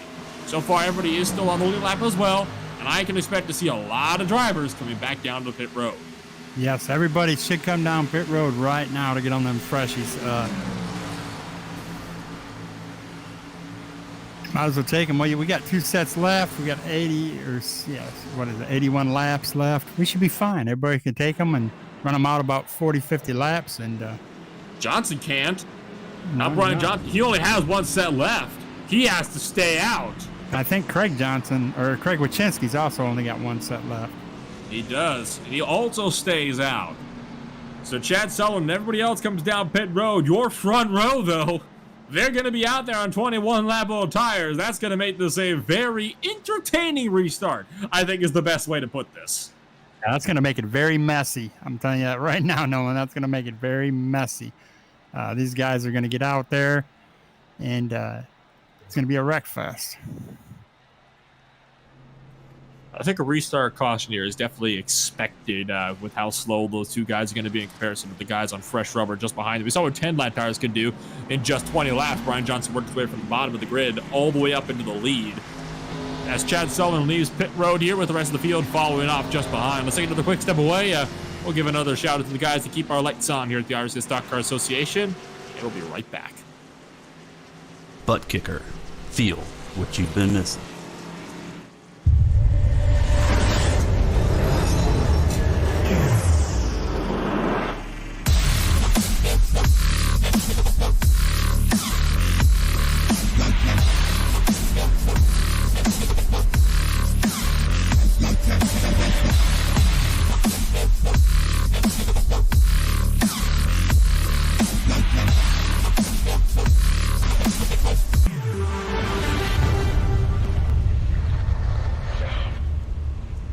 Get yours today at TheButtKicker.com and be sure to use our 20% discount promo code ISCA20.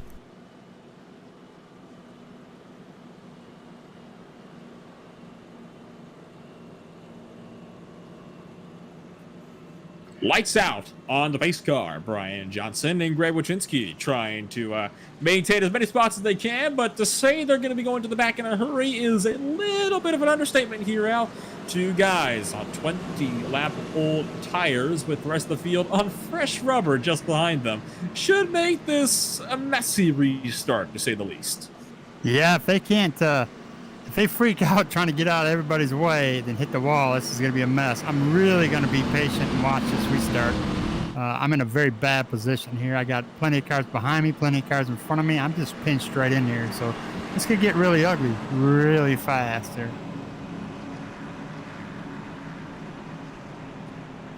Let's see how this rolls. We're coming to the green drop of the green flag, and depending on, I fully expect the leaders to probably get a great launch, and they want to get to third gear probably before they get to the start finish line so they don't spin them tires in second. So let's just watch and see how Brian Johnson and Craig Wyszynski do on this restart. The one that's at a disadvantage will be Greg Wyszynski because he doesn't know when Brian Johnson is going to hit this restart. But I fully expect Brian Johnson to jump this restart before the start finish line.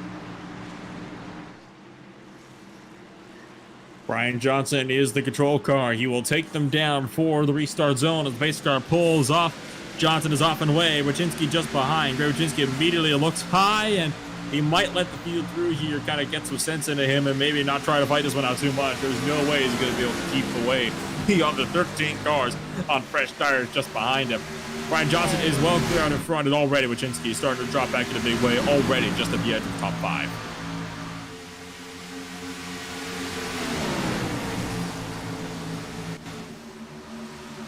So the 2 car is going to remain up top. He's going to let the fuel kind of cycle through and fall in just behind him. Brian Johnson up in front is also going to do the same. He just gave the order to Chad Sullivan to go down low. So Brian Johnson also does not see the point in fighting this one out so big. The caution came out at really the wrong time for Wyszynski and Johnson. They were both really hoping here that, you know, that this race would run out green. That caution came out at a terrible point for them.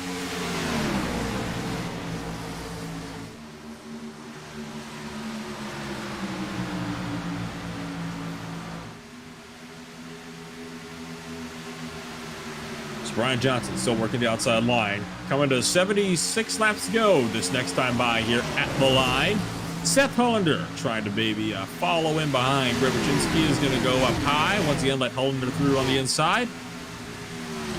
And Brian Johnson is continuing to close.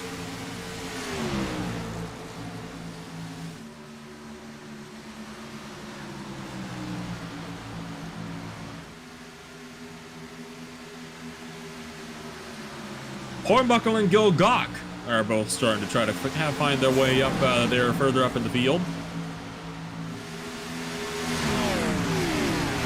So, well, as this restart continues to kind of get itself further underway here, let's take a ride on board here with Seth. You know what, let's go right along with one of our newcomers here. We'll ride along with Seth Hollander.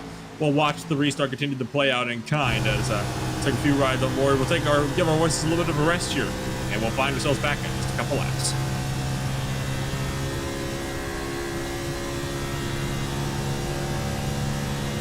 Wayne Dross's just got a... Oh, shit, Powell. Oh, wow, Kenny Powell. Oh, outside wall hard. Kenny Powell wrecks it out. And the 126 machine ends up... the 24 car ends up wrecked out hard with several drivers. Grossi stopped on the back straightaway after rolling it as well. In the infield, Al Kozlowski caught him right in the middle as well. Nowhere to go. Seth Hollander got a piece of it. Drumhiller is the one that slammed Wayne Grossi to tip him up and over. Big crash to give us caution number 5.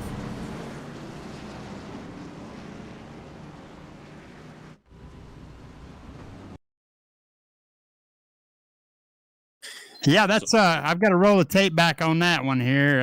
That's going to put some heavy front end damage on me, and I probably got some great damage to fix here and probably will overheat before this race is over. That was an unfortunate event right there. I just got pinched into something I couldn't see. Once the effects iRacing put on this, that smoke effect is very dramatic. I mean, it's like thick smoke. It's so real to the real racing events. So you can't see anything in front of you. I mean, and when those guys spin out like that, you just hold on.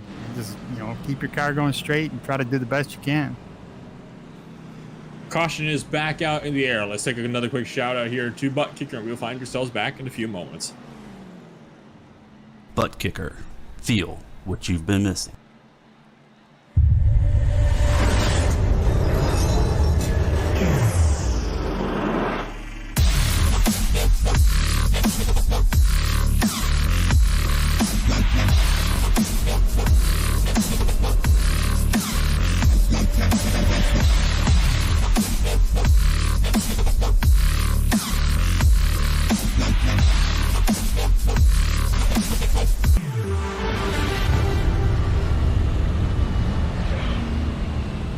Get yours today at TheButtKicker.com and be sure to use our 20% discount promo code ISCA20.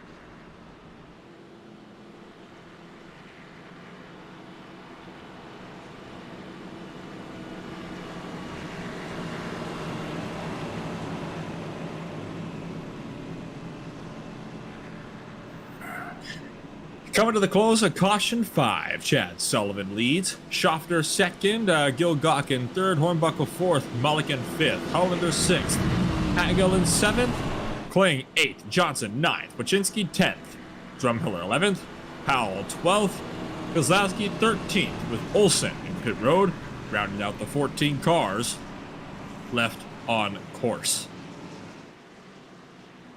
The endurance side of things is definitely starting to kick in here. We're seeing mistakes starting to become a lot more common now. Of course, this race is a heck of a lot longer than what a lot of these guys are used to. So it's a true test of endurance here tonight.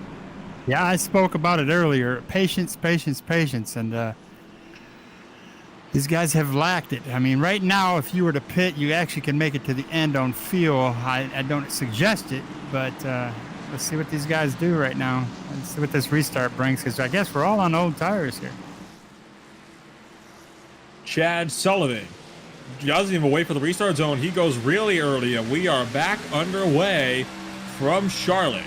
Hollander trying to find the middle line between Hornbuckle and Gil Gawk. Gawk squeezes Hornbuckle up the outside wall. Apart from that, though, the only side-by-side battle is up there. Everybody else still single file. Now, I would like to apologize right now to anybody watching this if my voice is starting to sound a little bit more lifeless than it was about an hour or so ago. My voice has decided it does not want to work anymore, so I'm doing the best I can here. So it's tough going at the moment. So we'll see how things go. We'll see how this goes. Chad Sullivan trying to fend off Josh Schaffner. Schaffner trying to go over the inside. Sullivan, no dice, covers him off nicely for the 21 car. Schaffner's gonna have to reset and try it again. Valid effort though from the 50 car to make such an aggressive dive to the inside on the restart like that.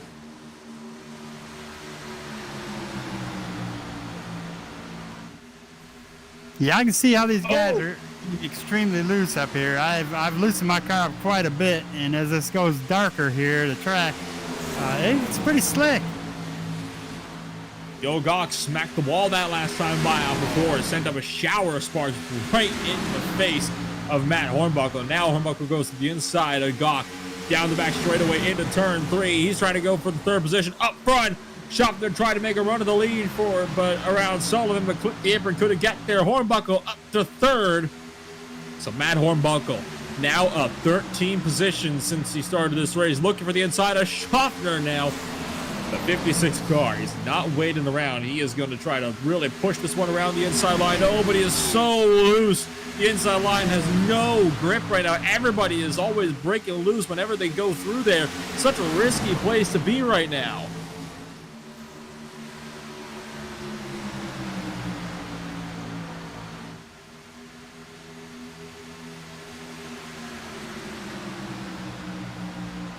Josh Schaffner now going to go to the inside of Chad Sullivan. The 50 car not wanting to wait around.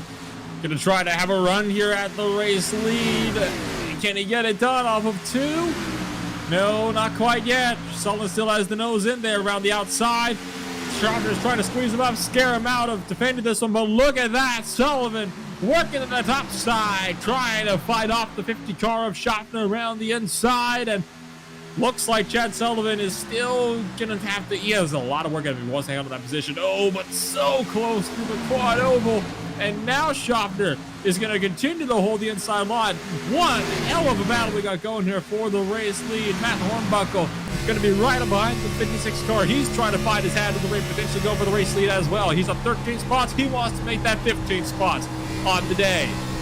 Josh Schaffner still trying to fight the inside line. Just now gets clear of Sullivan and swaps up right in front of the 21's nose, chopping the bumper.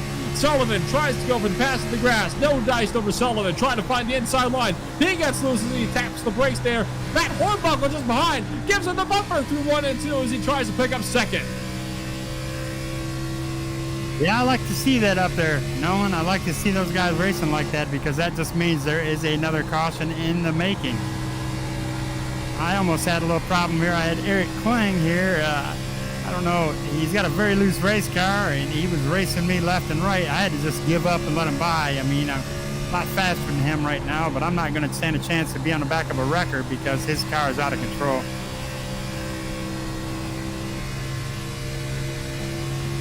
So Matt Hornbuckle goes the inside of Chad Sullivan here in the 21 car.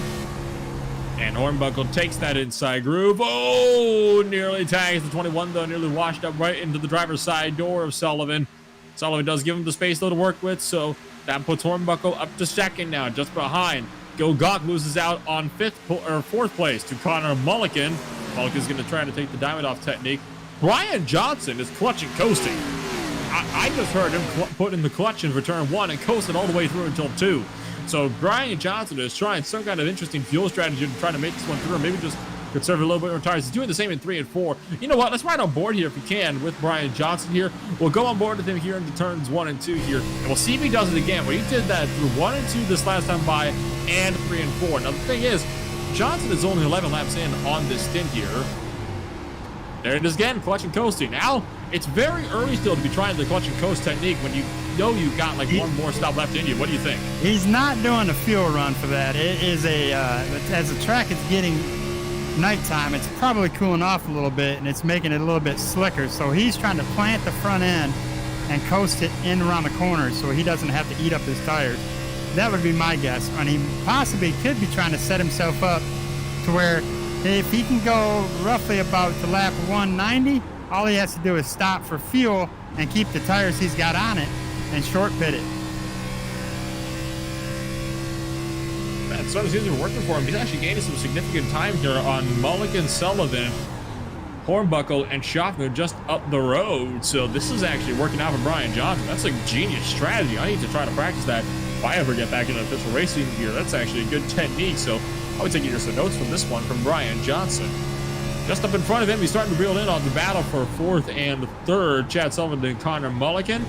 They're still kind of battling for the final podium position, but it's kind of died off a little bit. They're more trying to find good runs off each other now than trying to go side by side. Mulligan has found the run, though. He goes down the inside of Sullivan into turn number 3. And Brian Johnson will now attempt to follow. Oh, look out for Mulligan. Sliding up the track and almost gets into the 21 car, but They're still very nicely clean. This has been some extremely clean racing. You can see nothing in front of the field, which is what I love to see. Rebuchinsky, after all this side-by-side action, is throwing his hat into the ring as well. So as Brian Johnson goes to the inside of Sullivan for 4th, looks like Rebuchinsky will try to follow to pick his way back into the top 5. After what a day Rebuchinsky has had. He's been involved in a couple of incidents today, and every time he's been dropped right down to the tail end of the field. Every time he has picked himself right back up into the midst of things. So great job with the 2-car for sticking with it even through some of the tougher times. Went a lap down, I'm pretty sure, in the early running too. And now look at him breaking into the top 5. So tell you what, Rebuchinsky, he's having a pretty good day right about now. Yeah, these drivers, they never give up unless they absolutely are forced to. So kudos to Greg. He's got a great handling car, obviously. He didn't get too much damage on that spin out there. Let's just hope that his tire strategy doesn't malfunction on him here. Him and Chris Johnson, I think, are running on their last set of tires right now. Brian Johnson and Connor Mulligan are both going to swap positions in for 4th and 3rd on the track, and that will put Brian Johnson up into the final podium position, but maybe not for long here. Mulligan's trying to fight the outside, trying to maybe see if he can bring in that outside groove once again. The track is cool off to 79 degrees Fahrenheit, so he's definitely started to work his way up there, but no dice for the 11 car. He's going to continue to tumble down the order. Wachinski also gets a great drive off of turn 4. He will also find his way back through. So Connor Mulligan losing spots and losing them fast here at Charlotte.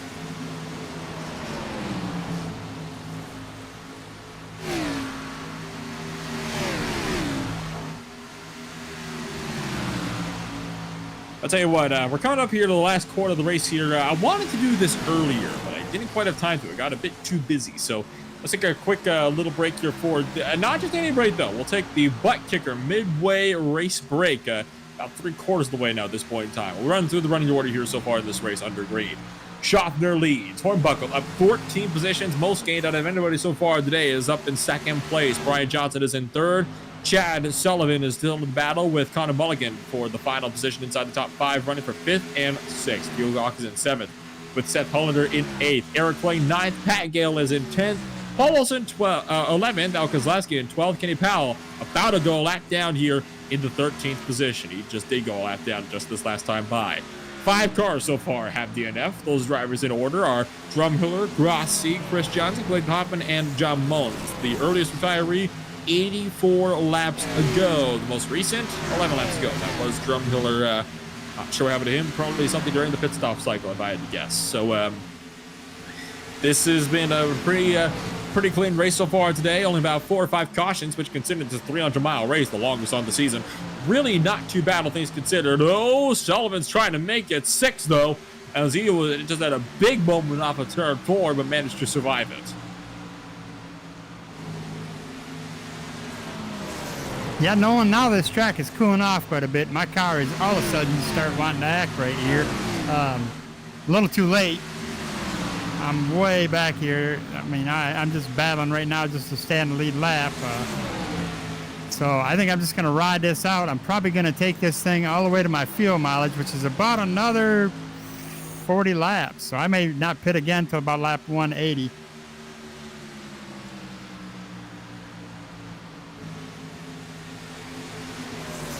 A lot of drivers are kind of split apart at this point. We're single file for a good portion throughout the order. If you're coming up here on the last 50 or so laps in this one. I know Kenny Powell is doing a good job trying to work his way through there. Gil Gawk just going breezing back pass on the inside. So it looks like potentially maybe Powell's definitely, he's definitely struggling on power. He's got a lot of damage to the front end at this point in time.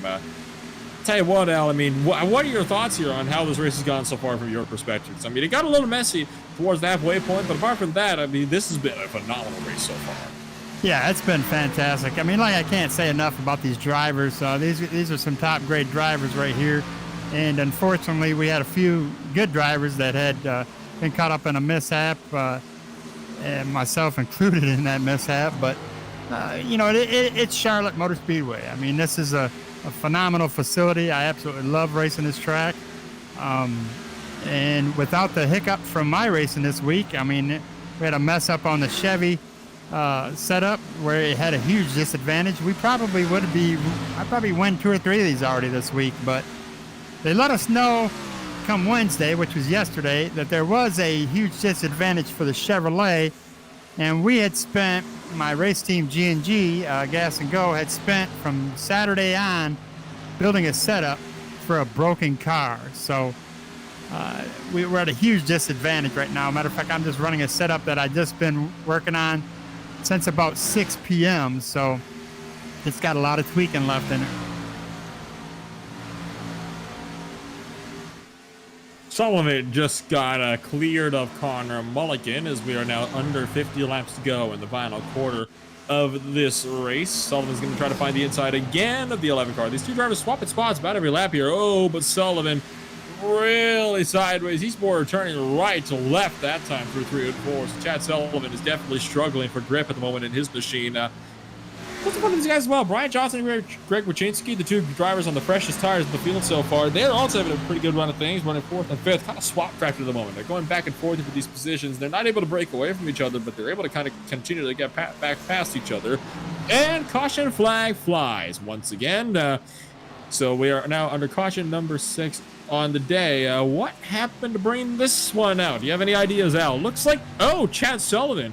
Actually, on my timing screens here, he is dropping way down the order. So Chad Sullivan found it. Turn 2, lap 153. Just clipped the outside wall and slammed the inside wall. Exact carbon copy of what Chris Johnson did just about 20, 30 laps prior. Yeah, this is going to put a huge mix-up on this thing. I'm going to slap a lot of adjustments on this car and see what happens.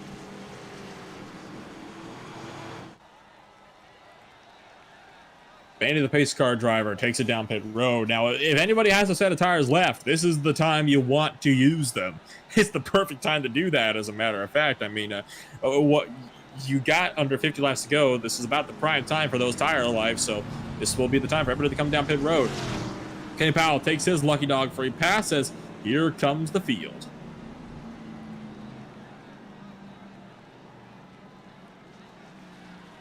Eric Kling also stays out. Interesting call from Kling. I'm pretty sure he's already used his last set of tires as well. So we're going to have 3 drivers now with 27 lap old tires, all at the top end of the field. Yeah, that's why if you notice, I am just babying it down pit road because I want to be at the very back of this because I have a gut feeling it's not going to be a pretty restart. Yellow flag pit stops underway from Charlotte. Let's take a quick step away here. Give one more shout out here to ButtKicker. We will be right back. ButtKicker. Feel what you've been missing.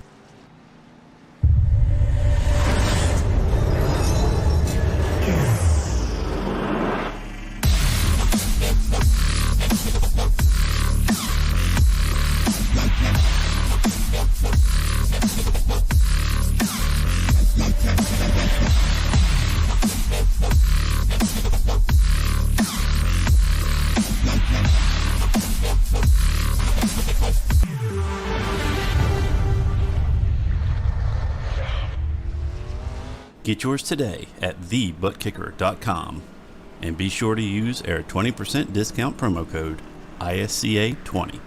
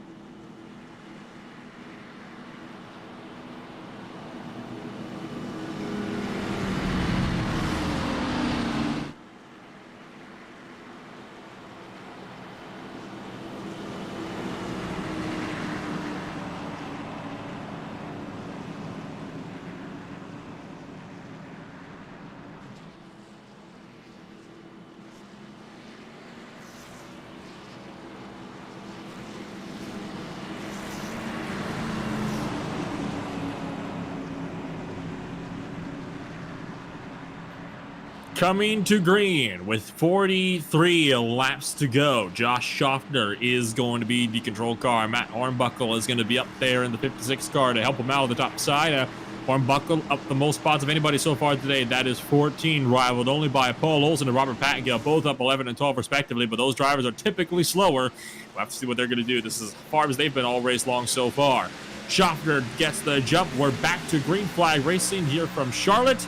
And it is a great launch once more from Schaffner. No old tires to worry about up in front.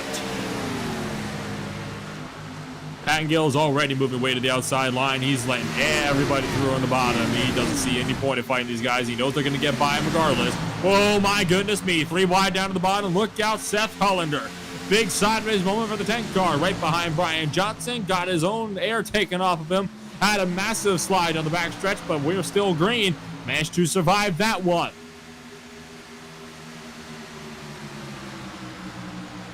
Eric Kling drops back to the rear end of the field as well, and once again, we are single filed out at this point, completely under the lights of the start. That's the only light we got on the circuit at the moment. Sun has completely dipped below the horizon. Up front, Hornbuckle trying to have a run at Schaffner potentially for the race lead, so this could be critical here for Matt Hornbuckle if he wants to get that win tonight with 41 laps to go this next time by.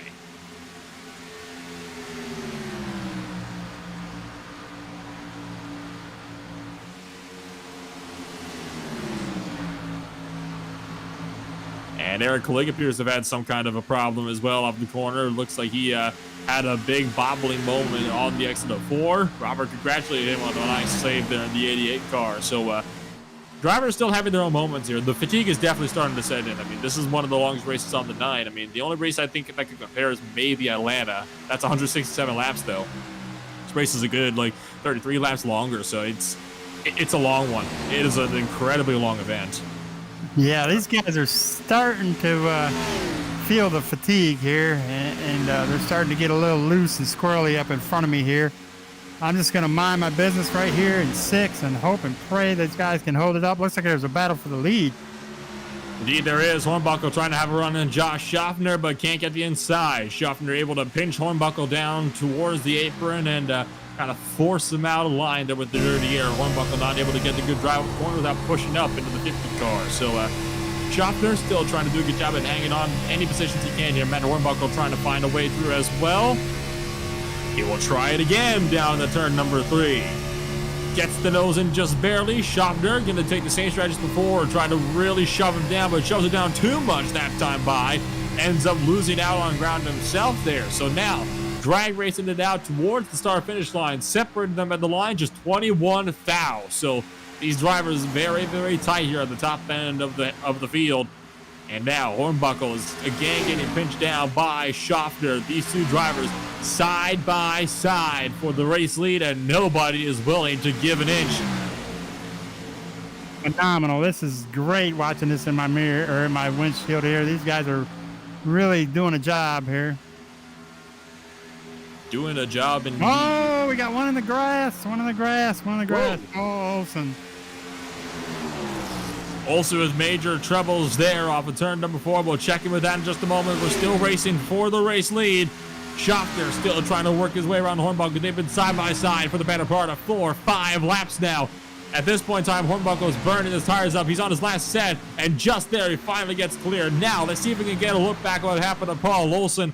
Looks like he just nailed the wall off turn 4 at the tail end of lap 163. So that sent him skirting through the grass, and he actually took a jump, a little bit of a leap over the road course section there, and some of the AstroTurf, all 4 wheels off the ground. So a big moment where Paul Olsen nearly brought out caution number 8. Knowing I dumped some tape on this thing, and guess what I'm doing again? Overheating. Overheating. This is bringing back reminiscence of the old days here. Too many adjustments, bud. Too many adjustments. Yeah, sometimes you just got to let the track come to you. This looks like it might just be one of those nights. 2 tenths in closing between the top 2 cars at the moment. Matt Hornbuckle. Oh, big sideways moment for Hornbuckle through turn 2 with a massive bobble. Josh Schaffner in the 50 car is going to continue to punch his ticket up out in front. Kozlowski and Olsen still nice and tight as well for 5th and 6th. You're having to back off as well here to avoid blowing your motor up. Yeah, I'm backing it down here. If he wants it, he can have it. From how this car's been acting, I mean, I'll take a 6th finish. I'm happy with that.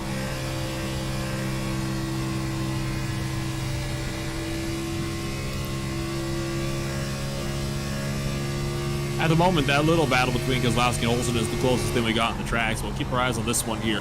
We'll kind of see how this one plays out. Of course, Al's having to really back off here. You got the whole too much tape issue starting to overheat the grill. Definitely not a good sign here for you. So you're just trying to, I guess, nurse this one to the end of this point. Like I said, the 6th place finish, definitely a really good start so far. Definitely not where you started today, which is up in 4th. But, I mean, hey, considering how some of the other guys have gone, like Clayton Hoffman, I mean, look at him. He started on the pole, and, well, he's a solid DNF at the moment, sitting 84 laps down to 17th. Oh, my goodness. I thought Olsen was about to wipe you out there. I felt it. I don't know what he was doing there, but I felt it. Fatigue, man. People are getting tired. We're all feeling it. Yeah, I felt the wind there. I thought for certain he had me. We're all feeling it out there. No doubt these drivers are feeling it in their cars. You're feeling it in your rig. I'm feeling it primarily in my throat at the moment. It is not pleasant right now for my voice. I'm still doing the best here to trying to hang on to it, though. Just 31 laps to go in the final quarter here of this race. It has been a phenomenal one. It's worth noted as well. I mean, this has been by far the best race we've had in several months at this point in time. I mean, this is almost as good as some of the races we've had when we've had like 30-car grid. So imagine this race with just a few more drivers. Would like to point out again, I haven't really mentioned this at all except for at the start of the race, but they are actively recruited at the moment for the Ireland Stock Car Association ButtKicker Cup Series. So if you feel like this is something you'd enjoy racing on a Thursday night, joining us here on the track, you can definitely feel free to pop on over to the Ireland Stock Car Association on iRacing. You can sign up either there or through the UI. It doesn't really matter which one. If you want any further details on the series, you can obviously get in touch with Kenny Powell. He'll definitely be more than happy to help you out here. As well as that, you can also visit the website as well, which is the IRCStockCarAssociation.com. That has the schedule, the point standings, the rule book, everything you would need to get yourself started. So if you feel like this is something you want to do, swing on over and give us a look. We're always looking for more entertainment. You could be the next driver to end up on the broadcast. Rough time there, Nolan, passing Kenny Powell. I don't know. I don't know what happened there. We kind of pushed up, and I was just catching Gil Gawk too. I was catching him like a 10th a lap here, and I had to get around Kenny Powell. So now I'm back down and I'm losing traction. I think I used up too much of my equipment trying to get around Kenny there. That's an odd thing. Paul Olsen and Al Keselowski, you two are still the closest two cars we got at the moment on course. So we're going to continue to watch this battle start to develop here and see how this one, how this one will play out. It should be an entertaining one, to say the least, unless you just move up and let him have it. I mean, it looks like that's almost what you're trying to do here, but Olsen is just sitting in line. He's not really pushing things either. Yeah, I've been trying to give it to him here, but it's just not being delivered, I guess. So I'm just going to stay with it and keep riding this thing.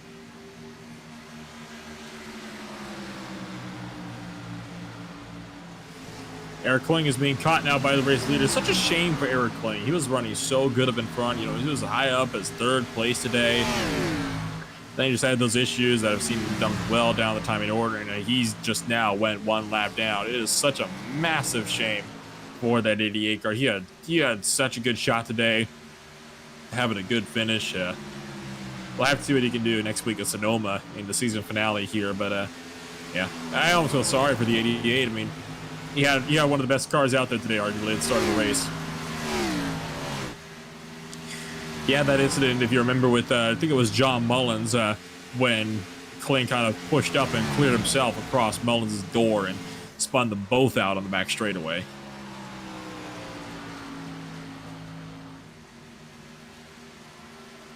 Coming up now, 25 laps to go. Let's take another quick step away. We'll give one last shout out here to ButtKicker before the checker flag, and we'll be right with you.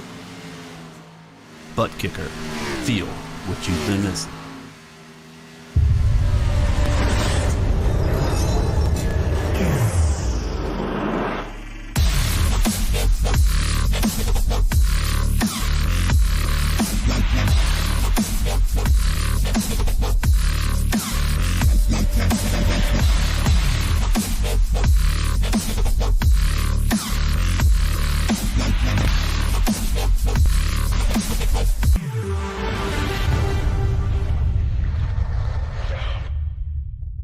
Get yours today at TheButtKicker.com and be sure to use our 20% discount promo code ISCA20.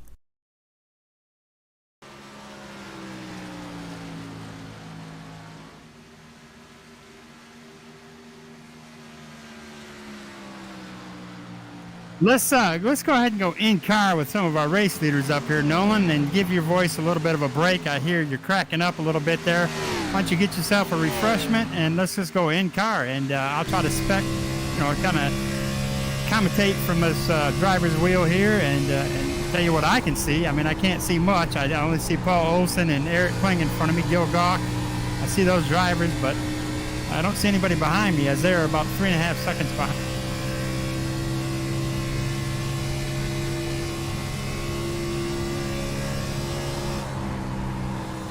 So I can't see what you guys are probably watching right now with some of the leaders and the in-car camera, but if they're handling anywhere like I'm handling, there's a lot of loose activity going on here as this night goes on.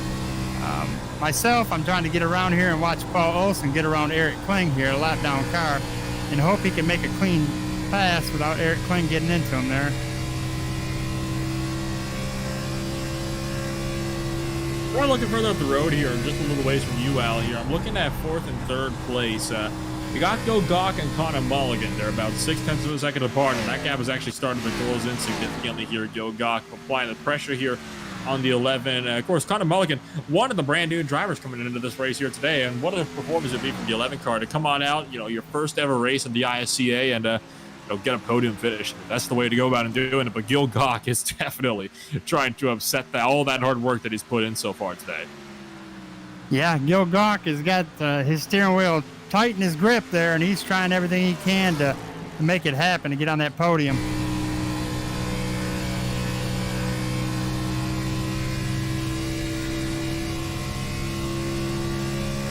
Three and a half tenths back and continuing to close.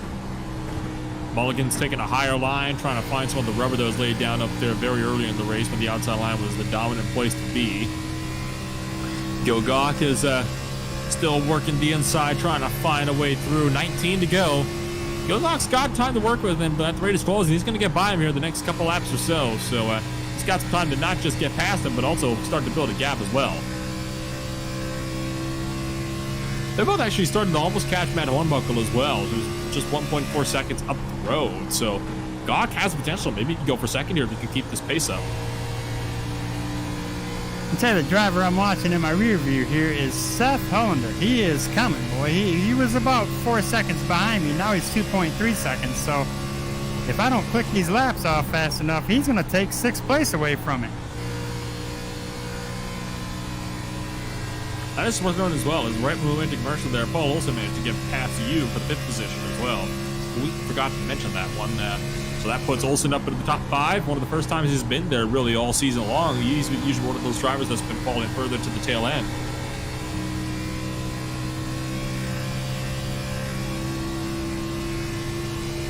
Quarter of a second separating Gawk from Mulligan as the closest battle on the course.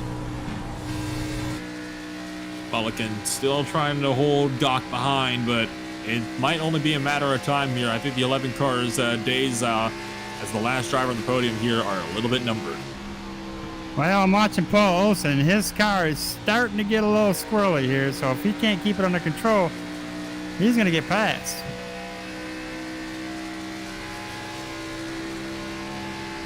$16 to go. What can Connor Mulligan do here? Can he fend off Gil Gawk, or can he potentially have a run past him? It's going to be a tough challenge, I think. Oh, boy. Gawk clips the wall there, back straightaway. Loses about 0.2 worth of time there up to Connor Mulligan, so he's got a lot of room to work up, and now only 15 laps to do so.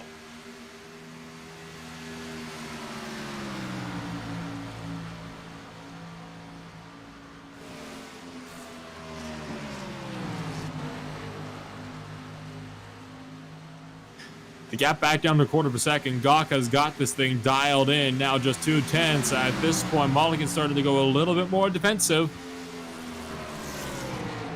So Gog is going to continue to work this one here, try to maybe make the pass on the 11. He still has a little bit more time.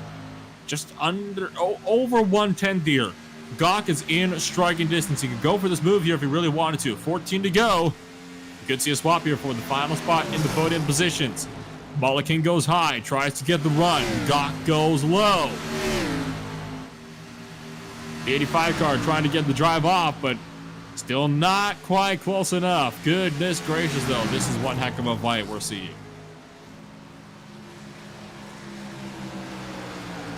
Yeah, I'm glad it's exciting up there. I am starting to deal with I think I got a tire going down or something. This thing is just handling like crazy right now.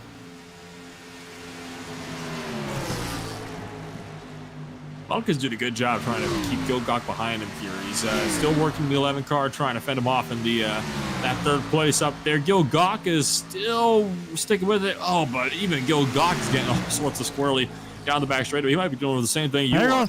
Oh, whoa! Olsen, inside wall, slides up, clips out Kozlowski. No caution. Seth Hollander barely squeaks through as well, but Paul Olsen loses the top 5 after spinning it into the inside wall after slamming off the outside wall. Big moment there. Meanwhile, Mulligan and Gil Gawk now side by side. Gawk trying to find the momentum on the inside line. No caution for that incident with Olsen. That would have been a game changer, though. Gil Gawk trying to find some speed here around Connor Mulligan. He had the inside, but the dirty air was just too great for him to deal with.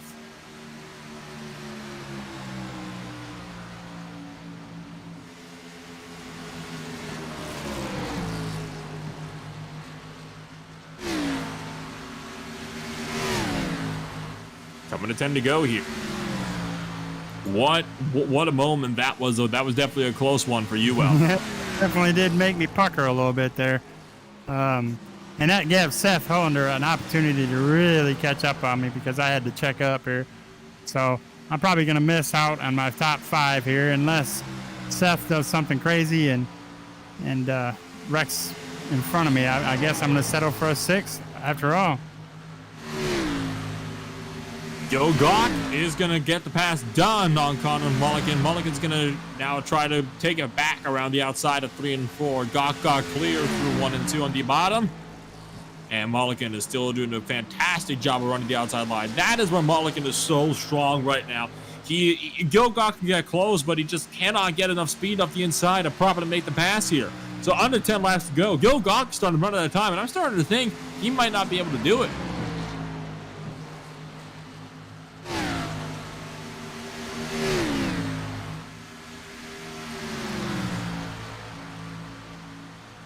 I got Seth at the inside of me here. Let's see if he can. What I'm going to try to do is I'm going to try to make him use his tires up here without pushing into me here.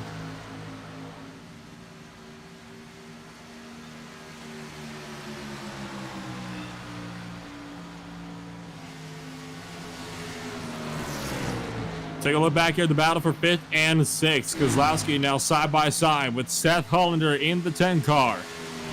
Holland's going to go down the inside. It'll be a similar situation like we've seen with the battle for 3rd and 4th. Kozlowski is going to let him get on the inside, but that's going to cause Hollander to have to back off and settle for the back end as well because the outside line is just so good on defense right now. These guys on the inside really just don't have any kind of defense for it.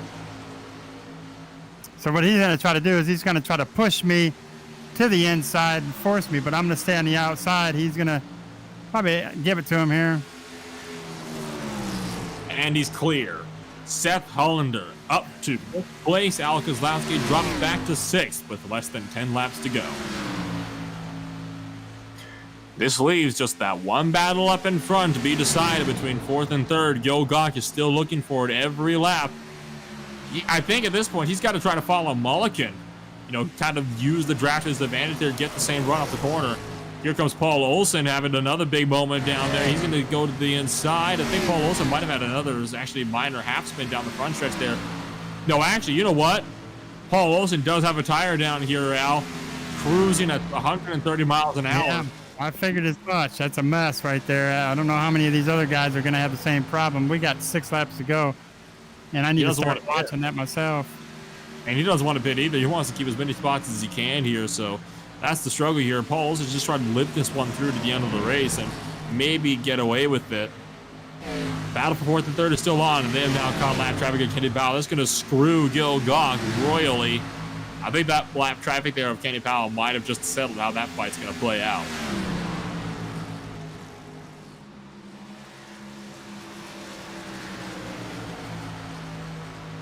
Four to go. Schaffner leads, Hornbuckle second. Mulligan, the last driver on the podium, trying to fend off Gil Gawk just behind, who is still pushing up valiantly. Gil Gawk is able to close in right to the tail end, but he just can't make the pass. He's tried and failed for the last 20, 30 laps. He hasn't been able to do it, though.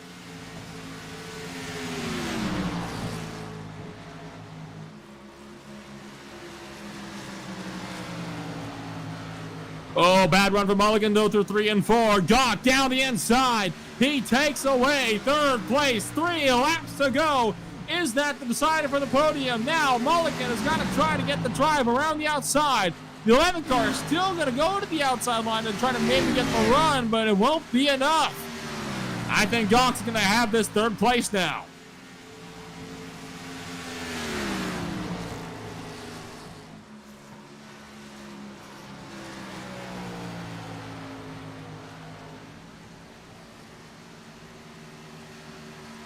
What a drive so far for so many of these drivers so far here, Al. I mean, absolutely. Yeah, phenomenal. These guys are wore out. I mean, that's 200 laps. This is wearing me out just doing it. So these guys, I can tell you, they're Brian Johnson sideways through 3 and 4, saves it. We almost had a green white checker there, but he keeps it together. And right there, white flag is out. Race is official. So Josh Schaffner trying to get, this would be his first win, wouldn't it? It'd be his first win here. Yeah, it would be his first win. So Josh Schaffner in one of the most important races on the NASCAR calendar. He's going to come by. He's going to try to maybe get by Brian Johnson. He's going to let Johnson kind of take this one here for another lap. But Josh Schaffner through turns 3 and 4 has weathered the storm. He comes off at turn number 4. He wins the Cheerwine 300. It's his first career win in the longest, most enduring race of the season, and a very well-deserved win at that one.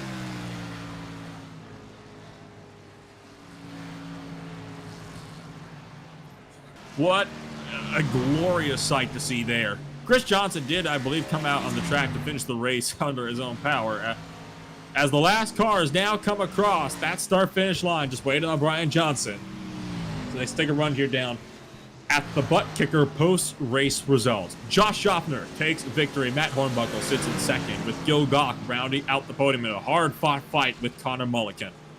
Seth Hollander rounds to the top 5 out. Kozlowski settles for 6th. Wachinski is in 7th with Brian Johnson 8th. Robert Pattengill is in 9th with Eric Kling, 58 seconds down, landing in the top 10. Kenny Powell is in 11th with Paul Olsen in 12th. Chad Sullivan, Randy Drumhiller, Grossi, Chris Johnson, Clayton Hoffman, and John Mullins all not finishing the race. An absolutely phenomenal race here from Charlotte Motor Speedway, and as Schaffner burns it down on the front straightaway, let's take one more quick step away. Give another thank you to our sponsors. And we'll be back with the iRacing Stock Car Association ButtKicker post-race show right after this. ButtKicker. Feel what you've been missing.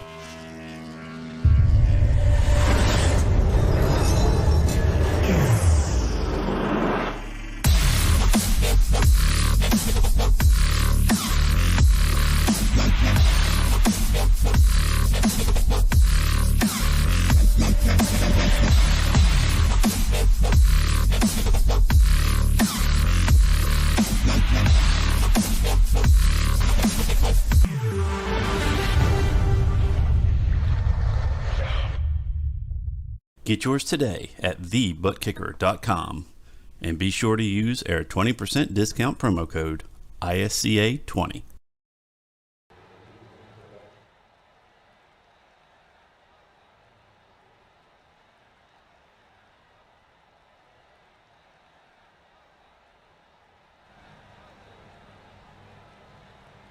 Welcome back to the Cheerwine at Charlotte Motor Speedway. We're going to see if we can't get a hold of some race winners here, so bear with us.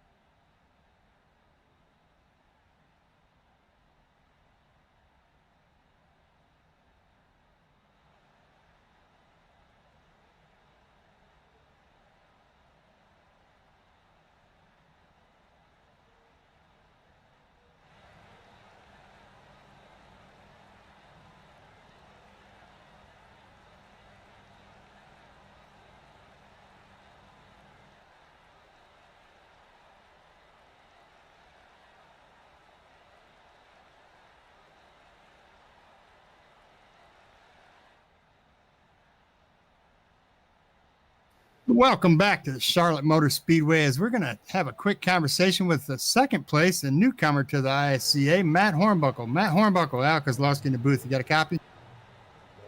Yeah, go ahead, Al. Matt, phenomenal run tonight. If watching this race, I raced it with you. If somebody would have told me you were going to be in second place, I would say they're absolutely crazy. I've seen that car get loose more times than it was going straight. How did this race go for you? It was a pretty hard 200 laps. I spent several laps underneath on the apron, just fighting a loose race car. Yeah, I did several adjustments. Did you make any in-car adjustments while let's run this race tonight? Yeah, every chance I got, just trying to make some kind of adjustment, tighten it up. But nothing seemed to work, but still good finish. Are you running a Chevy, Ford, or Toyota, Matt? I wear a bow tie. Have you noticed anything different with that ever since iRacing admittingly told us that everybody riding around in a bow tie has got a disadvantage to the Toyota and the Fords? And then they made an adjustment. Have you noticed any changes? Actually, tonight, the first lap of the race was the first lap I've made in several weeks. So I've seen a little bit of chatter about it, but I don't know what else is going on. Yeah, I don't notice much of a difference myself. I run a Chevy myself, and either we've made this setup, so bad that we won't notice it, or there's really not been any changes made. The Coke series might have got all the changes, but anyways, we'll talk about that later. Congratulations on that second place finish. Did you think you had anything for Josh? I tried to right there at the beginning of the run there, try to get underneath of him, and I didn't want to push him up too hard, and kind of burnt my tires up. I was just riding along for the rest of the run. Yeah, that seems to be the thing tonight. The high side, everybody was telling me the high side is where you eat your tires up, but I rode the high side quite a bit, and that was more stable up there for us. Yeah, the car's more stable up there, but you want to pass, on fresh tires, you need to be on the bottom. Well, again, congratulations, Matt, on that second place finish, and welcome to ISCA. You got any sponsors you want to thank tonight? Yeah, I appreciate Kenny with G&G and all the guys over there. I don't get to race a whole lot, and they take care of all the setups, and Kenny takes care of me, so I appreciate all them guys. Well, good job, brother. Congratulations again on second place. We're having a little technical difficulties getting a hold of third place, Gil Gawk, but we will want to say congratulations to Gil. I believe this is his first podium, and we're just having problems getting a hold of him. So congratulations, Gil Gawk, on that performance you ran tonight. Great job. Let's see if we can get a hold of our race winner at number 50 of Josh Schaffner. Josh Schaffner, Al Kozlowski in the booth. You got a copy? Yeah, I'm here, Al. How's it going? Welcome, Josh. I believe this is our first win for you in ISCA. Yeah, it is. It was great to get to victory lane here tonight, and it was a tough race. The cars changed quite a bit. I usually don't make a lot of changes, but I had to make some wholesale changes during the race to kind of get the handling and the balance right. And I had a lot of battles there throughout the race. Made a couple mistakes. Feel bad about that. I got loose once and checked up the field, and I know Wayne and I made a little contact fighting for the lead there, and so kind of disappointed about that. But still, overall, it's nice to finally get in victory lane in this series. It's a tough series, a lot of great drivers, and it's great to check that off the list. I knew it was a matter of time, Josh, before I'd be talking to you here in this booth, and what a better place to do it at that Charlotte. Yeah, it's a great racetrack. It's a tough track. It's hard to pass, and obviously I think everyone was struggling with handling a little bit throughout the night, and it just took me a while to really get the car to turn on the bottom, and second half of the race I really got it dialed in and was able to kind of hug the white line through 1 and 2 and through 3 and 4, which I think that was a big difference. If you could hug the white line in 3 and 4, you could pass, and it made it tough. And congratulations to Matt on second place. He gave me a heck of a battle there on the restart. I know he was really fast on the short run. He'd put some pressure on the previous run, but I knew I was probably a little better in the long run because I pulled away there. I raced him pretty hard there, but I knew if I could kind of make him work the bottom, he'd burn up his stuff, and I'd probably be okay there on the long run. But sometimes that's just what you got to do, is be aggressive on the short runs to kind of get over the hump there, and then let the long run take care of itself. Certainly played in your favor tonight, Josh. Are you riding a Chevy, Ford, or Toyota, Josh? Yeah, I'm running a Chevy ZL1. Did you notice? I know you heard the little chit chat about the iRacing coming out and announcing that they were busted for putting a huge disadvantage on the Chevrolet and giving Ford and Toyota the up hand here. Did you notice any difference in the handling of this car since iRacing made it even for everybody? You know, I ran the A Open last night, and you know, I guess I didn't jump in to do a lot of practice tonight. I just jumped in, qualified, and went. And I thought the car was okay at first, but then I fell off terrible that first run. I think I marched up to the top 5 and then fell back to like 12th before pit stops there. And yeah, I don't know. I was off on the start. It might have just been a temperature thing that I didn't keep a close eye on, but definitely the car was way different tonight than it was last night. Yeah, I don't think they evened us out here at all unless we've set our setups up for the error it was before they made their little update and change there. Because I don't notice the car handling any better. I think it got a little worse, but that's just my personal opinion. You, my friend, have shown that you can take a Chevy to victory lane. Congratulations. You got any sponsors you want to thank tonight? Yeah, I certainly do. Just want to thank all the guys at GNR Farms. I think Todd and Tyler might still be watching there. And yeah, JMS Agronomics, Mayor Seed Solutions, SGI, Pioneer in the Hood. Just want to thank all them guys for the support year in, year out. And yeah, just shout out to those guys. I'm sure they're still watching. Absolutely. Well, again, Josh Schaffner is our race winner at Charlotte Motor Speedway. Thank you for racing tonight with us, guys. This is Al Kozlowski, Nolan Rempel in the booth. We'll call it a night. Till next week.